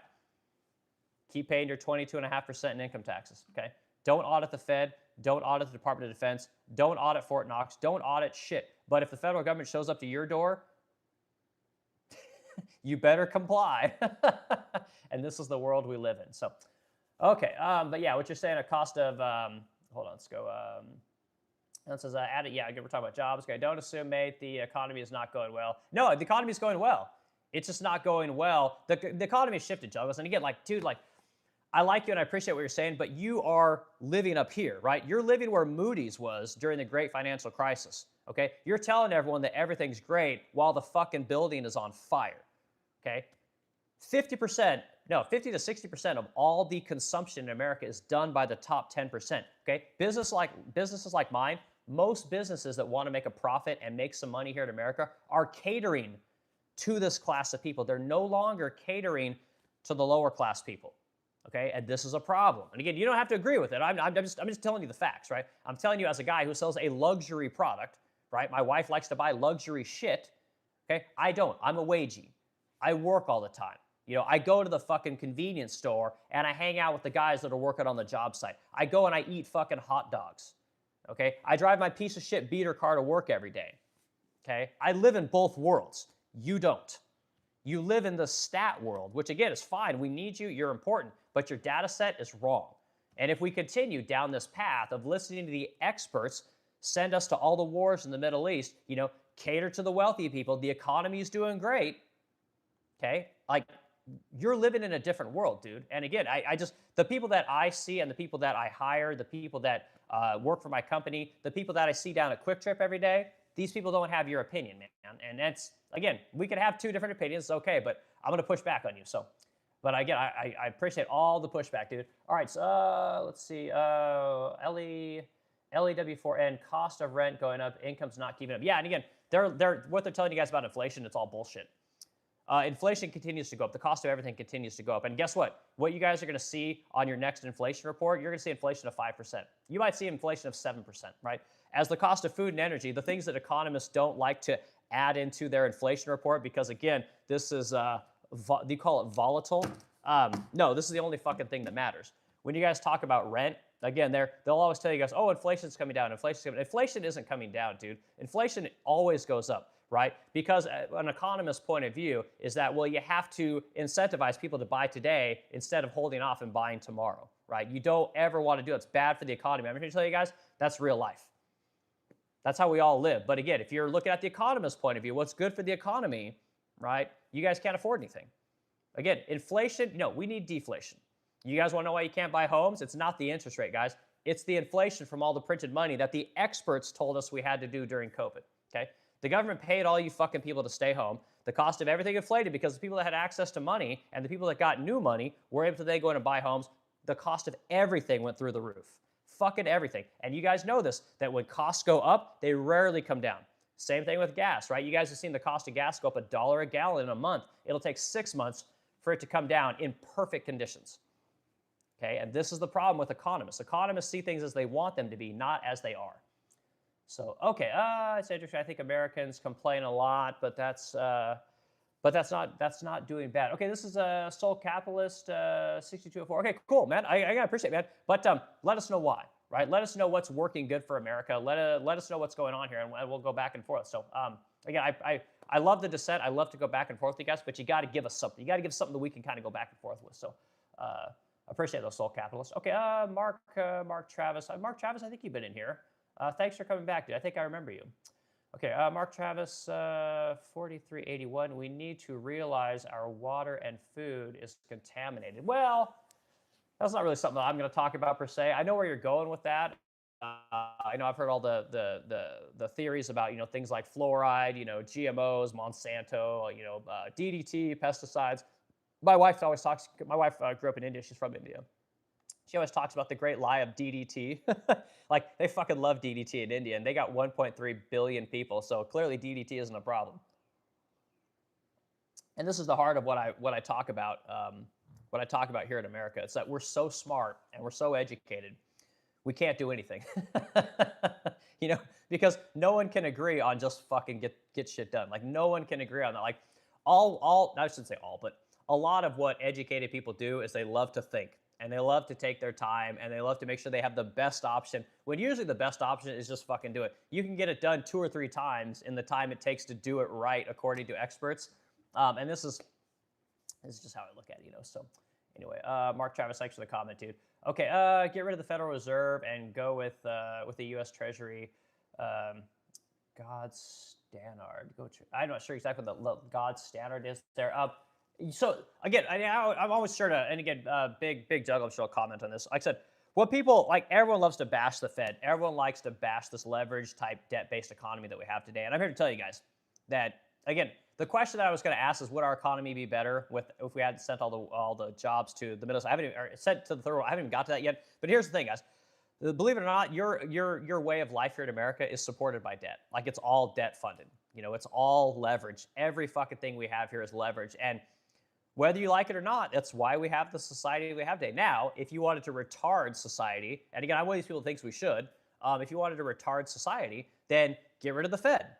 Like, I'm all for it, but what will happen when you get rid of the Fed is, guess what? Rich people will have to go to work. And fuck me, man, they ain't going to work, man. They're not going to go to work. You know, you're going to take a lot of people that make their money in finance, which is one of the largest growing sectors in the last 30 years, like things like private equity. A lot of rich people pulling their money together and buying real businesses, buying real shit, and then leveraging them up with debt and then making massive payments to themselves, right? And making money on fees. This is a big fucking problem, and this is the society we've created. If you guys want to get rid of the Fed, you want to get rid of this massive credit situation. You want to go back to bartering, right? You want to go back to putting our dollar based on the value of gold. You know, we could do that, but you'll have a massive, massive depression. And that's what I think we need. You guys want to see the cost of everything go down? Like, if you guys look what happened between Jimmy Carter and Ronald Reagan, right? When Paul Volcker came in, he had, because inflation was so high during Jimmy Carter, it was like between 11 and 14%. When Volcker came in, he jacked up interest rates to 20%, crushed the fucking economy, and everything became affordable again. And it was bad for about a year, and then it came back. It started to come back. This is what would happen if you put us back on the gold standard, you know, but we don't want to do it. Nobody wants to take the pain. And again, you could still have the situation we have today, right? Where we have a debt-based leveraged society. You just got to fix some things, right? You got to get rid of the outsourcing. Get rid of the outsourcing. Get rid of bringing the third world in here. Incentivize taking care of young people and promoting the young family unit. You could do it, but your economy is going to crash. It's going to be probably bad for 2 or 3 years. The cost of houses, cut in half. The cost of cars, cut in half. The cost of anything that you make here in America will be cut in half. The cost of everything coming in from the third world will also come down in price. The cost of everything will come down, but you're going to have to go through a year or two of horrible job cuts, right? And the truth is that while the cost of everything gets cut in half, the average person's wage, the people that get to keep their jobs, they'll probably take a 10% haircut in their salary.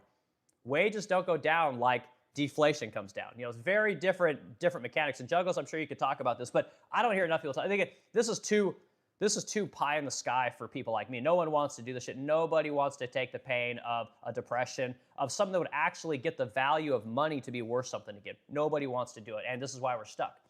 The people that have all the money, they've conditioned you guys to think that the only way you can afford things is to buy cheap shit from China. And it's not true. If we spent a year or two bringing back manufacturing here to America, forcing corporations to hire the people in America, force corporations to train the workforce that they have, not the workforce that they want, the workforce that they have, you know, America would not be as prosperous as it is. I'm 100% behind that. But guess what? Everyone's wages would go up. The value of the dollar that you make every day would buy more. But you got to stop the money printing, and you got to cut off the third one. Yeah, I don't think anyone wants to do that, you know. So, but anyway, okay. Let's see. All right, Soul Capital says. Let's see what you got, dude. I want to make sure I get to your comments, guys. Hold on one second. Hold on one second. I think I lost my way here. All right, get to the Federal Reserve. Okay, that's where I was. All right, Mark Travis, I appreciate your comment, man. Okay, just looked on Google. Iran has free healthcare and childcare. Yeah, everywhere we go, guys, has all this stuff. And again, like if if I thought that protecting NATO was good for America, I'm all for it. If I thought that conquering the Middle East was good for America, I'm all for it. But this isn't 1979, guys. We don't get our oil from the Middle East anymore, right? Russia is not the threat to it. They don't have fucking missiles on, in Cuba. This isn't 1962.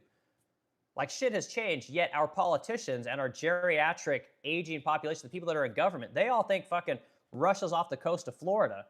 They still think that we're going to have the oil crisis, the OPEC crisis in 1979. They still think that this stuff is right around the corner and it can happen again when everything's changed. So we're basically chasing ghosts as a society, and you and I are paying for it. It's wildly frustrating what we're doing in this country. And again, yeah, everyone has free healthcare and childcare. And we always say, oh, well, you can't do that. Well, guess what? Here's the thing, guys. I became a business owner. I had to give up healthcare. I had to give up that safety net. And again, tough to convince people that, go chase a business, but you're not going to have healthcare. Again, a lot of people, they got kids. They can't make that fucking choice. Governments know this. Large corporations know this.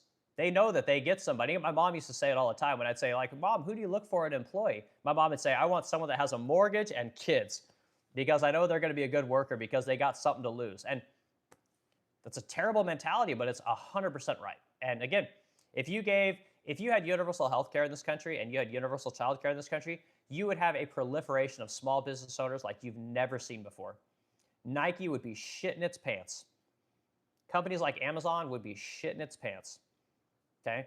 It's just the truth. Walmart, all these Kroger, these people would be shitting their pants because, again, you would have massive competition. But you're not going to get that here. You will not see universal health care in this country. It won't happen. Especially we got crazy fucking people like, what's that Bernie Sanders guy? Like that dude's batshit crazy. You can't get universal health care and then bash wealthy people. It'll never work. You won't win that discussion. So anyway, all right, Soul Capitalist. Most of the UK has universal health care. In Germany, France, they have mandatory health care.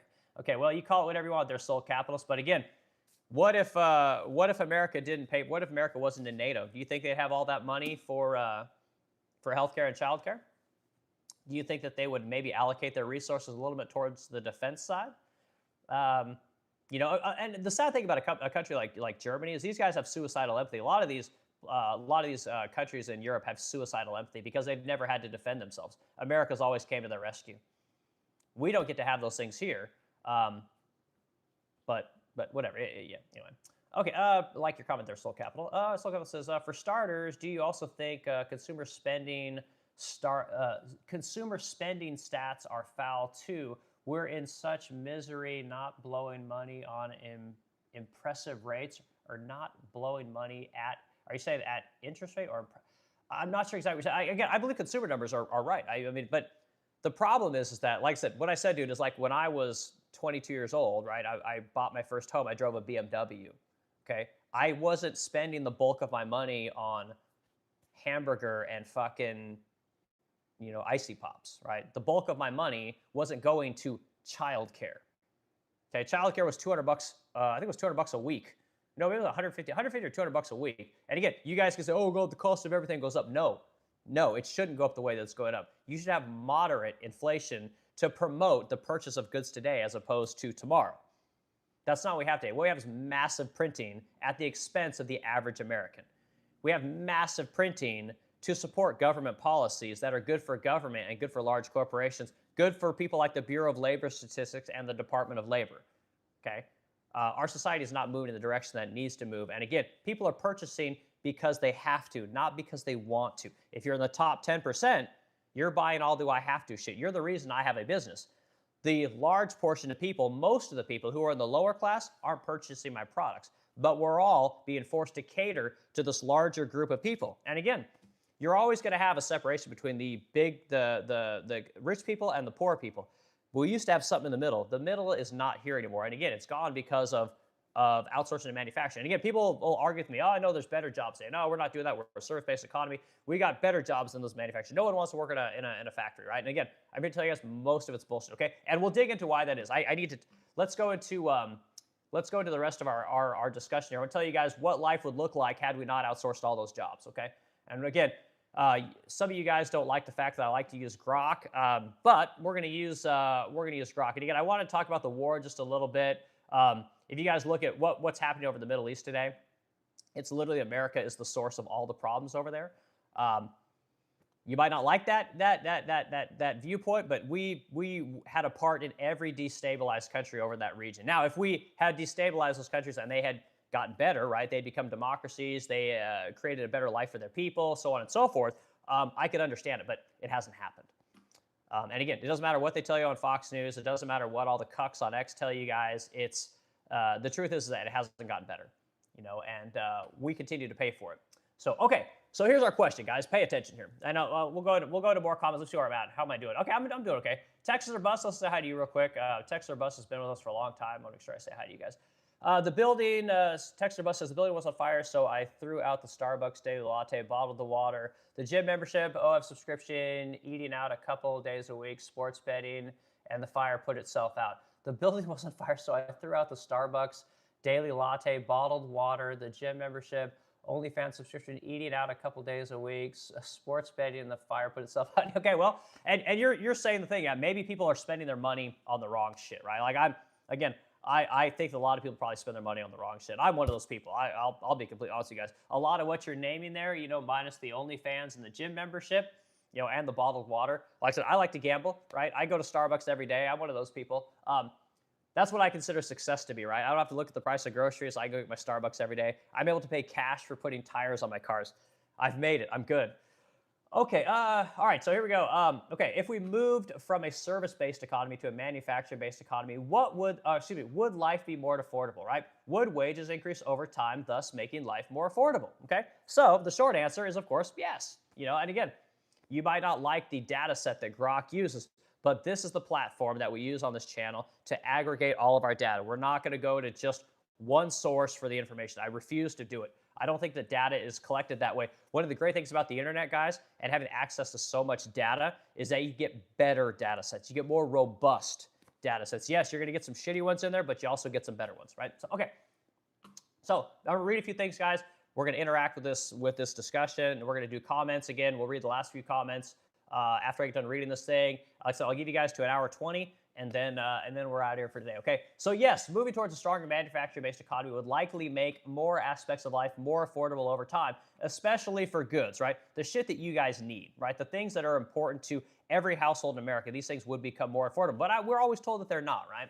Things like cars, furniture, appliance, clothing, electronics, wages in manufacturing jobs also tend to be higher than in many service sectors, which could improve affordability for the average worker. However, the transition would not be simple or painless, and some things, housing, healthcare, education, might not get cheaper, right? Or could even get more expensive in the short term, right? So this is that pain that I'm always talking about between the transition from one period to another period. When you have something like the Fed, right? You have something that's constantly going to help even out those big rough and low spots with the printing of money, right? This is the thing that causes major problems in our economy. It's the reason our fucking economy is where it is today. We refuse to allow deflation in this country. We refuse to allow things to get cheaper in this country for the average ordinary person. We will give you, instead of a 10-year mortgage, hey, I got a 30-year mortgage. You're like, but hey, how about the cost of things just coming out? Well, hey, I'll make it more affordable. Here's a 50-year mortgage. Okay. Oh, you don't want to buy a car with cash? Well, hey, guess what? Here's a 24-month loan. Right? 36. I think we're up to 84-month mortgages now, right? Okay. Well, okay, that doesn't work. Okay. You don't want a 50-year mortgage? Well, hey, here's what. I'll lower the interest rate. Okay. We'll go from 9%, whatever it was at before. Now we're going to come down to 6. Right? Okay. Well, hold on, but it goes from being $3,500 a month down to being $3,100 a month. Okay, well, hey, let's try and get it down to 5. This is what your president's trying to do right now. He doesn't want to increase the supply on anything, right? The supply of jobs or the supply of homes, the supply of healthcare. He doesn't want to do any of that. He wants to try and browbeat Jerome Powell into getting the rate down. Okay, here's the truth, guys. No matter how low you get the rates, the cost of homes have gone up. The cost of everything in this country has gone up so much.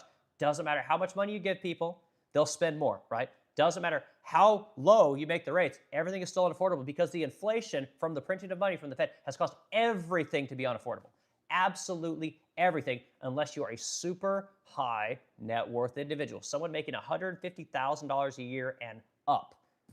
Middle class starts at $150,000 a year, guys. Like, I'm sorry to tell you that this is literally the truth. Okay. All right. So why manufacturing could make life more affordable? Here's some things to think about. Guys, we'll get into comments. Just give me a few minutes.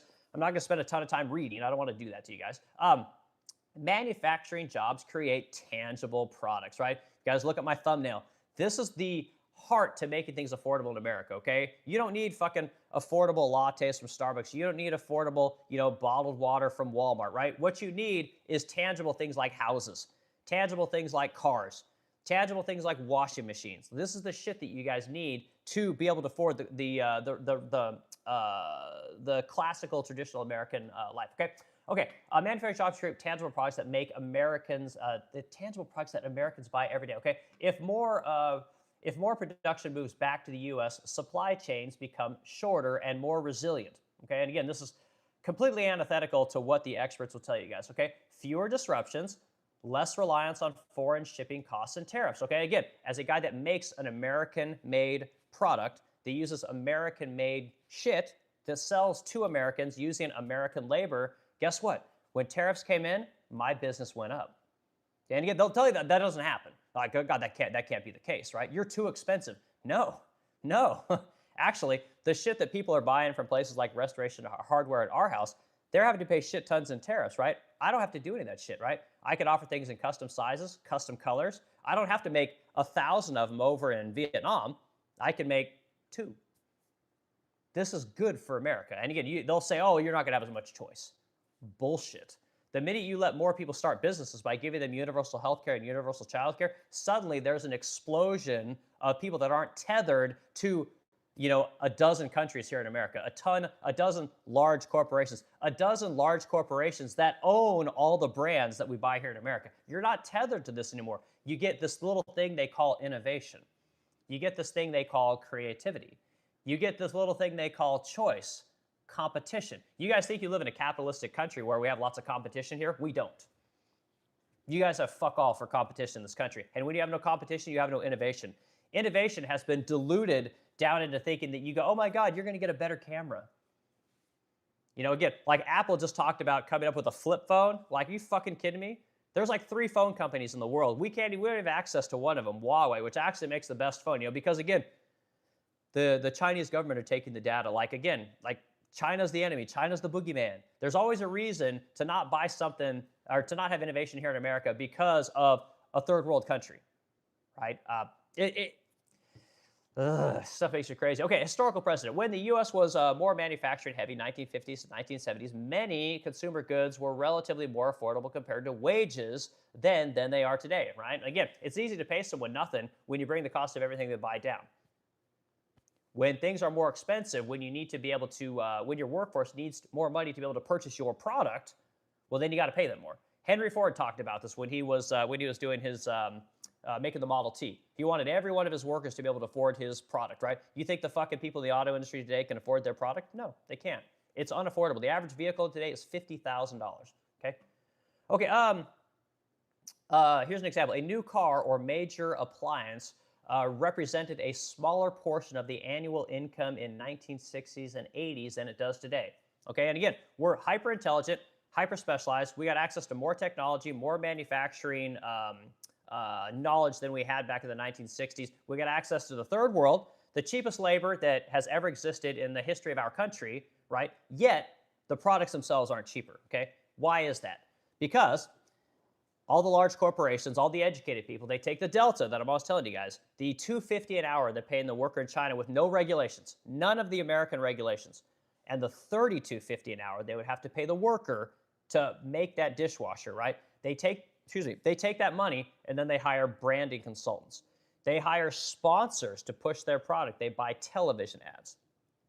They buy ROI strategists, right? They get material engineers. They hire industrial obsolescence engineers.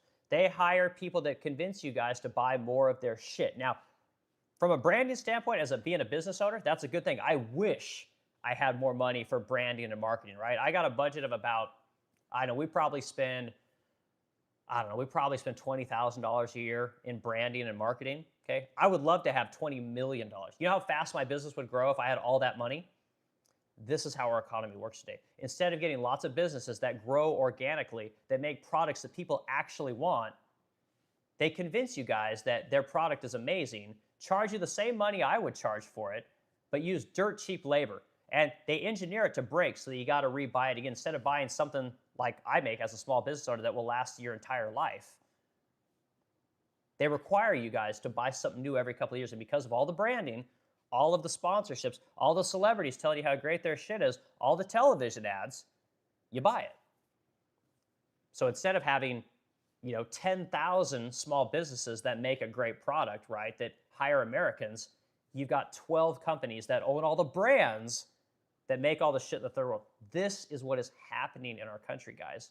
And I don't know how to convince you guys that this is the truth. All I do is I just keep coming on here and talking about it. Sometimes we get 10 people in here, sometimes we get 10,000 people in here. Just kind of depends on who wants to listen. This is what's happening. Okay, next thing, higher wages for workers. Okay, manufacturing jobs, especially unionized and trade skill roles, typically pay better than more private sector jobs like retail, food, and hospitality. Hospitality is the #1 growing sector in America right now. Median manufacturing wage is currently around $28 to $32 an hour with benefits, right? I think that number is probably a little bit low. I think that it's probably $28 to $32 an hour without benefits. You factor in benefits, now you're getting to about $50 an hour, okay? Compared to 18 to 22 hours for retail and hospitality. Retail and hospitality don't offer benefits in most cases, unless you're Amazon or unless you're Amazon, I don't think, or you're working like Starbucks. They are known for offering good benefits. A shift towards manufacturing would likely raise average wages for millions of workers, especially those without college degrees, right? And this is the problem. If you let people know that you can make decent money working with your hands or working in a factory, making furniture, maybe you're an HVAC, maybe you're a plumber, maybe you're a trades guy. If you let people know that striping roads pays decent, guess what? You're not going to be able to convince people to go to college. And this is what the educated people, this is what the people in government, the people that hand out the money, they all have college degrees. They went to college, their dad went to college, their dad's dad went to college, and this is what you get. You get a society where everyone thinks, well, God, we got to go to college. This is why all of your guys as HR directors, they're all looking for people with degrees because guess what? They have a degree. It's disgusting, and it's the perversion of work in America. It's the perversion of what creates value in this country. It's the perversion of things like tons of advertising dollars, tons of marketing dollars, tons of branding dollars, hyper exposure to 1 or 2 brands, hyper exposure to, like I said, like 2 dozen companies in America that run everything, that own all the brands, right? you think when you buy Crest toothpaste, you're buying, oh, I like Crest. I'd much rather have Crest than Palmolive, or not Palmolive, whatever the fucking one starts with P. Guess what? Procter & Gamble owns them all. And this is what's happened behind the scenes in many cases, So, okay, multiplier effect. Manufacturing has strong economic multipliers. Every manufacturing job supports several additional jobs in logistics, engineering, maintenance, suppliers, etc., right? This is what I'm talking about. When you started outsourcing all the work in '94, what happened is that instead of having a balance of manufacturing and all the support for manufacturing, you sent all the work, right, the manufacturing to the third world, and then all you're left with here is the cream.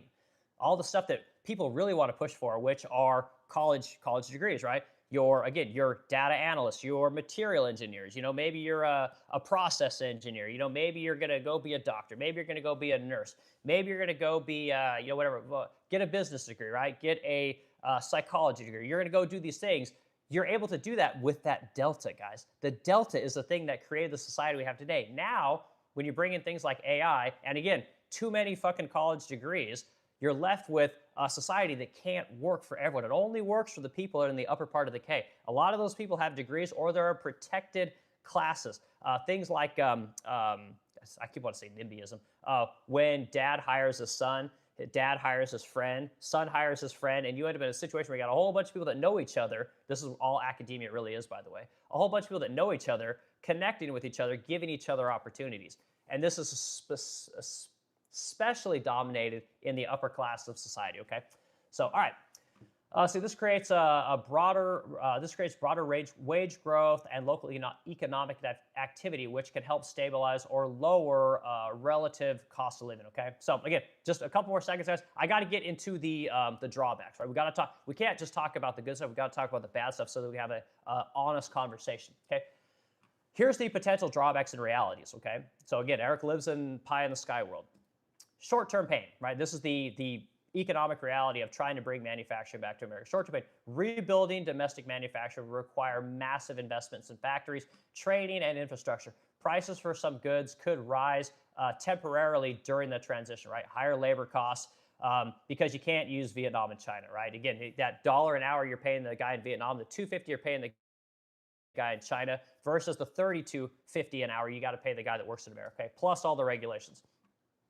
Not everything gets cheaper, right?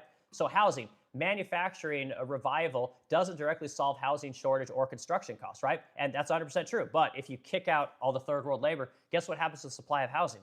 Nobody wants to talk about that. Okay, healthcare and education, right? These services heavily and would likely remain expensive unless reformed separately. Okay, again, the college institutions, the institutions of higher learning, they're all funded by you and I. Again, as a taxpayer who is disgusted by what education has become, I still have to pay for it, right? And you'll say, oh, no, it's the college students, they're paying for it. Like, no, we all back the loans, right? $1.7 trillion in student loan debt. 50% of the people that go to college don't think that their degree was worth it, okay? College, it's overpriced, it's inefficient, and the government is involved. Therefore, you and I are on the hook for all of it. So it is a non-working system right now. And again, when our president says, well, we got to have the 600,000 Chinese coming here because they pay full price for the education system, it's damn near bankrupt, guys. It doesn't work for the average person. There's less benefit from the college institution than there was 2-3 decades ago. It doesn't work. We got to reform it. We got to put that money back into the pockets of the people. Okay. So healthcare and education would get more expensive. Okay. Inflation risk.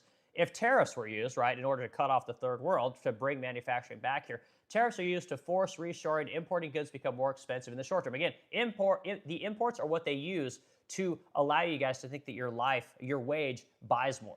It buys more because Chang's building it in China. It doesn't buy more because Eric's building it. It doesn't buy more because your neighbor's making it. But if you cut off the access to the third world and you broke apart these large mega corporations like I talked about over the weekend, right? If you had more competition in this country from more businesses, everybody's dollars would go further. You would make more because, again, the corporations have to work with the workforce that they have, not the workforce that they want, okay? So you would also have this thing called the skills gap. Many Americans would need retraining for modern manufacturing roles, automation, robotics, advanced welding, CNC machining. Not everyone wants to do that work. And again, I don't give a fuck what you want to do. I could care less.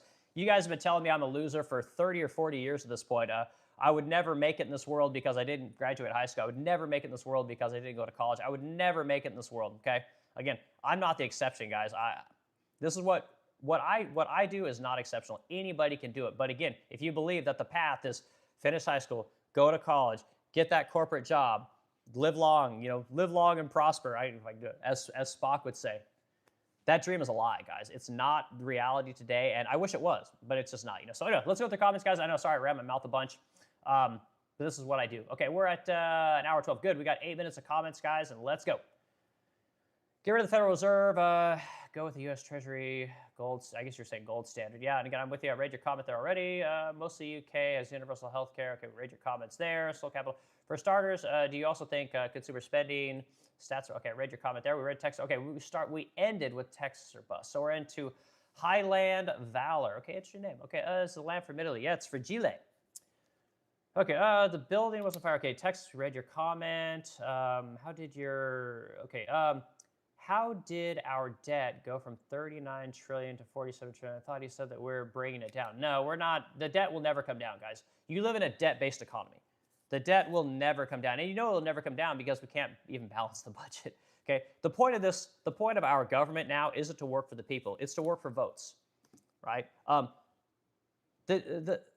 The difference between like leaders and people that want to be leaders is leaders do the thing that's uncomfortable. Like leaders do the thing that's good for the people that they're leading, right? Your politicians don't do that. They're just trying to buy votes, right? Give money to the poor, give corporate tax cuts to the rich people. That's just what it is. And again, I'm not bashing either group, but this is the reality. It's just our monetary system is a vote buying system. That's it. That's all you guys need to know. It's not going to help you in any way, shape, or form. Mediocrity is dead in this country. Meritocracy is dead in this country. And again, it's just about votes. That's why the debt will never go down. So no one's going to get elected on austerity. No one has a better system, right? Which again, I'm one of these people that thinks that actually the solution is to go backwards, right? And I'm sure I'm not the first person to say that. Okay, chill. Is it chill bin 6661? How do you feel about the aliens not wanting to help us? I know. Okay. Let's see. GKR is an error. GKRS Rebs 6636. Spano was 100% correct. All right, Soul Capitalist 6204. I suggest you verify pain. The gold standard, the Fed thing, is a pain. Is a pain from bad ideas. Is a pain from bad. Okay, Soul Capitalist sounds like I'm in agreement with you. Like I said, I'm one of these people. I advocate for E-Verify. For you guys don't know what E-Verify is, when we hire people today as employers, they have to fill out I-9s, right? This gives us general information that we then give to our accountants. The accountants then send taxes to the state, county, local, federal, all these municipalities so that everyone's paying their fair share, right? What it doesn't do is it doesn't verify citizenship, right? It doesn't verify that you are who you say you are. E-Verify does this. And this is what every business in America is terrified of. They're terrified that someone checks immigration status because the truth is that most businesses in America are actively trying to hire third world workers. And they've tried this in several states, and they get a lot of pushback. And what most states do is they water it down. So they'll say, oh, God, we're bringing in E-Verify. And again, E-Verify validates your information through the Social Security Administration and through the Department of Homeland Security and the IRS, okay? No employer in America wants this. This is death for a lot of businesses because, again, their business models are bullshit. So anyway, you have to, what I was saying about E-Verify is most states water down E-Verify, and the federal government won't touch it because it would actually work, right? It would actually drive illegals out of this country, increase the housing supply, reduce the demand on many products that you and I buy today. But again, large corporations will not have it, okay? And who pays off politicians? Large corporations. So anyway, so E-Verify gets passed in a lot of states, but what they do is they make it, instead of making it E-Verify for every employee that you have, they'll say, oh, well, if you have 25 employees, you have to do E-Verify, meaning you have less, you don't have to do E-Verify. You can do the standard I-9 form. And what happens is that large corporations that are building houses specifically, they just essentially create a bunch of LLCs, and they'll put, whatever 5 to 10 employees in each one of those LLCs and knock their numbers down so they don't qualify for E-Verify.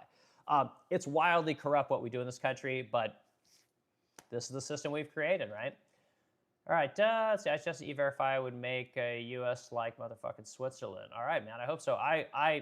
Switzerland doesn't have inflation like we have here. I don't want to go to Switzerland. I'm actually not an expert. I don't want to talk about it. User TDBR 549 heard Pennsylvania is going to raise the minimum wage again.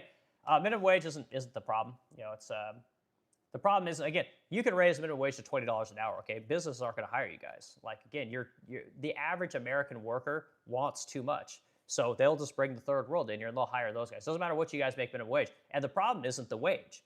Like they instead of paying an American $30 an hour, right? They got to deal with the regulation and benefit side as well. The third worlder doesn't want any of that. They'd rather just pay the money to the third worlder and you can fuck off. You can go on welfare, right? You can go work for Amazon. You can go work DoorDash. I'm not going to hire you guys. Okay, Captain Blackbird. Captain Blackbird. Yeah, great name, dude. Okay, we need a global EMP situation so we can go back to horses and swords. Yeah, I don't know about that. All right, Emanation 118, socialism for Elon, capitalism for the poor. Yes, 100%. We've been socializing the losses forever, right? And we privatize the profits. And again, everyone here is paying for it. This debt-based, leveraged, Fed-reliant economy that we have, it's all bullshit, guys. Every fucking bit of it. But nobody wants to go backwards. Again, I say it all the time. What are you willing to take less of? No one has an answer. It's always take from somebody else so that they can have more. Doesn't matter who it is. And until we get a society where they're like, you know what? I don't want the federal government's help. I don't want your welfare. I don't want anything. I'll go live with my mom. I'll go live with my grandpa. I'll go live with my kids. Until we get in that kind of situation where everyone's willing to take less, the problem will never fix itself. It just won't. So, okay, let's see. JTS3, have you been consistent calling out government spending the last 5 years? I've called out government spending my entire life. I'm one of these people. I don't want any money from the federal government. I don't want any money from the state. I don't want any of it. Because the difference between me and most people, guys, and here's the truest thing you guys are ever going to hear. The reason most people can't own a business is because they don't understand how economics works. When you own your own business, you get the fastest lesson in economics that you've ever gotten in your entire life, okay? What happens when you don't make a sale, right? What happens when you can't convince another person to give you money or trade, bartering, whatever you want to call it? What happens when you cannot convince someone to give you something for your service or product, right? You starve. This is how it works, right? If you can't convince somebody else to willingly give you their money for your product or service, your employees don't get paid. Your vendors don't get paid. You can't pay your mortgage, right? You can't pay the mortgage on your building, let alone your home life. I'm just talking about the business side. You can't pay for plywood. You can't pay for insurance. You can't pay to fix the leaky, bathroom in your business. Money doesn't grow on trees, guys. You have to convince somebody else to give it to you, unless you're the federal government. So we need to ask this question to the federal government. Hey, federal government, why should I give you money?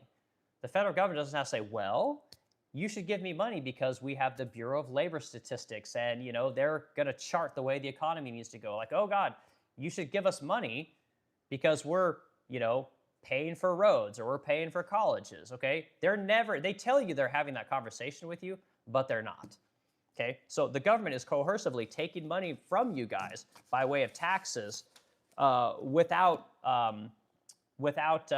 doing things that are in your interest, right? So again, I always say to you guys, tell the IRS to fuck off, right? When next time the IRS comes and says they want to audit your records, not that they're going to audit any of you guys, but next time they come and audit me, when I tell them to fuck off, right, and then they say, well, why would you say us that? And I say, well, because you guys won't audit yourselves. They're going to look at you and they're going to go, yeah, suck my dick, give me my money. You can't say the same thing to the federal government, okay? The federal government doesn't work. The relationship between the purchaser of a good, right, and the receiver of a good, and the transaction of that, which is money, doesn't exist with the federal government, okay? The federal government is just there to buy votes, guys. That's all it's there for. They don't provide you guys with any real value. It's a complete illusion. Now, if you're poor, if you can't figure out how to make that transaction work, guess what? You need the federal government. Because who else is going to take money from the people that have the money till they give it to you so that you can not, contribute to society, right? The only people that do that are politicians. So, okay, Eric Powell, a significant amount of oil infrastructure has been destroyed and will take years to fix. That's what they say, man. I heard it was only 2%, but I guess you're talking about that refinery, that Valero. It's only 2% of refining capacity, but it's not good. Okay, Heads Nest, 19C, America is at its worst right now. I agree. I think we're in deep trouble, guys. And I think it's so bad that we could actually make a change. But the question is, are we going to do it? Are we going to let the experts continue to tell us how this country should be ran? Are we going to continue to vote for people to do things that they say they're going to do, and then when they get in office, they don't do those things? Because that's the system that we got today, guys. And it's more transparent now, I think, than ever. In economics, we learn that prices are sticky downwards for most goods. In economics, we learn that prices are sticky downwards for most goods. Okay, I'm not an economist, Ellie. I wish I understood what you're saying there. Soul Capitalist, do you believe that stats which claim 65% of us own homes? What's the game on deflation? Do homes for sale have cost and affordability like rent, or do they have value like gold and other assets? No, they have cost, 100%. I get it. We live in a rent-seeking society, guys. And again, there is massive home ownership, but guess what? It ain't owned by you. It ain't owned by a lot of people. You have a ton of people that own 2, 3, 4, 5, 6, 7, 8, 9, 10 homes. Like way more people than you guys think. And everyone likes to talk about, the Black Rocks and the big, massive corporations that are buying up, private equity buying up homes. Okay, this is not the problem. The boomers own everything. And again, no dig against boomers. Good on you guys. You won the game. More power to you. But again, you got to help out the people that come in behind you, okay? And again, when you don't have an ample supply of homes, the only thing that happens is the price of those homes goes up. When you let tons of third worlders come in here and buy up those homes that the wealthy people are renting to them, because most of them don't own homes because they can't buy the homes because they're illegal, you end up in a rent-seeking society, which is what we have today, okay? So, James, oh my God, guys, we made it up to 120 minutes. All right, we're gonna go to the last couple of comments here. Let's read 4 or 5 more comments. Mr. Juggles, we got you in here. We're gonna read you. Salina Girl, we're definitely gonna read you. Russell's in here. Man, we got so many people that come in here all the time. I really do appreciate it, guys. I really do appreciate it. You guys have no idea how much I appreciate everyone coming in here and doing these comments or doing these talks back and forth. All right, Russell Dixon, because of the EPA, our industrial machinery was sold to other countries and are still running today. Yeah, again, they always tell you guys, oh, we don't do that in America. We can't do that in America. It's like, yeah, bitch, because you sent it over to the third world, right? Starting in the 80s, right, when we realized capitalism was the way to go and everyone was going to be a titan of industry and they're all going to be MBAs and all we care about is number go up. We sold our country out. Everything that we say we don't do anymore, it's because we gave it all away.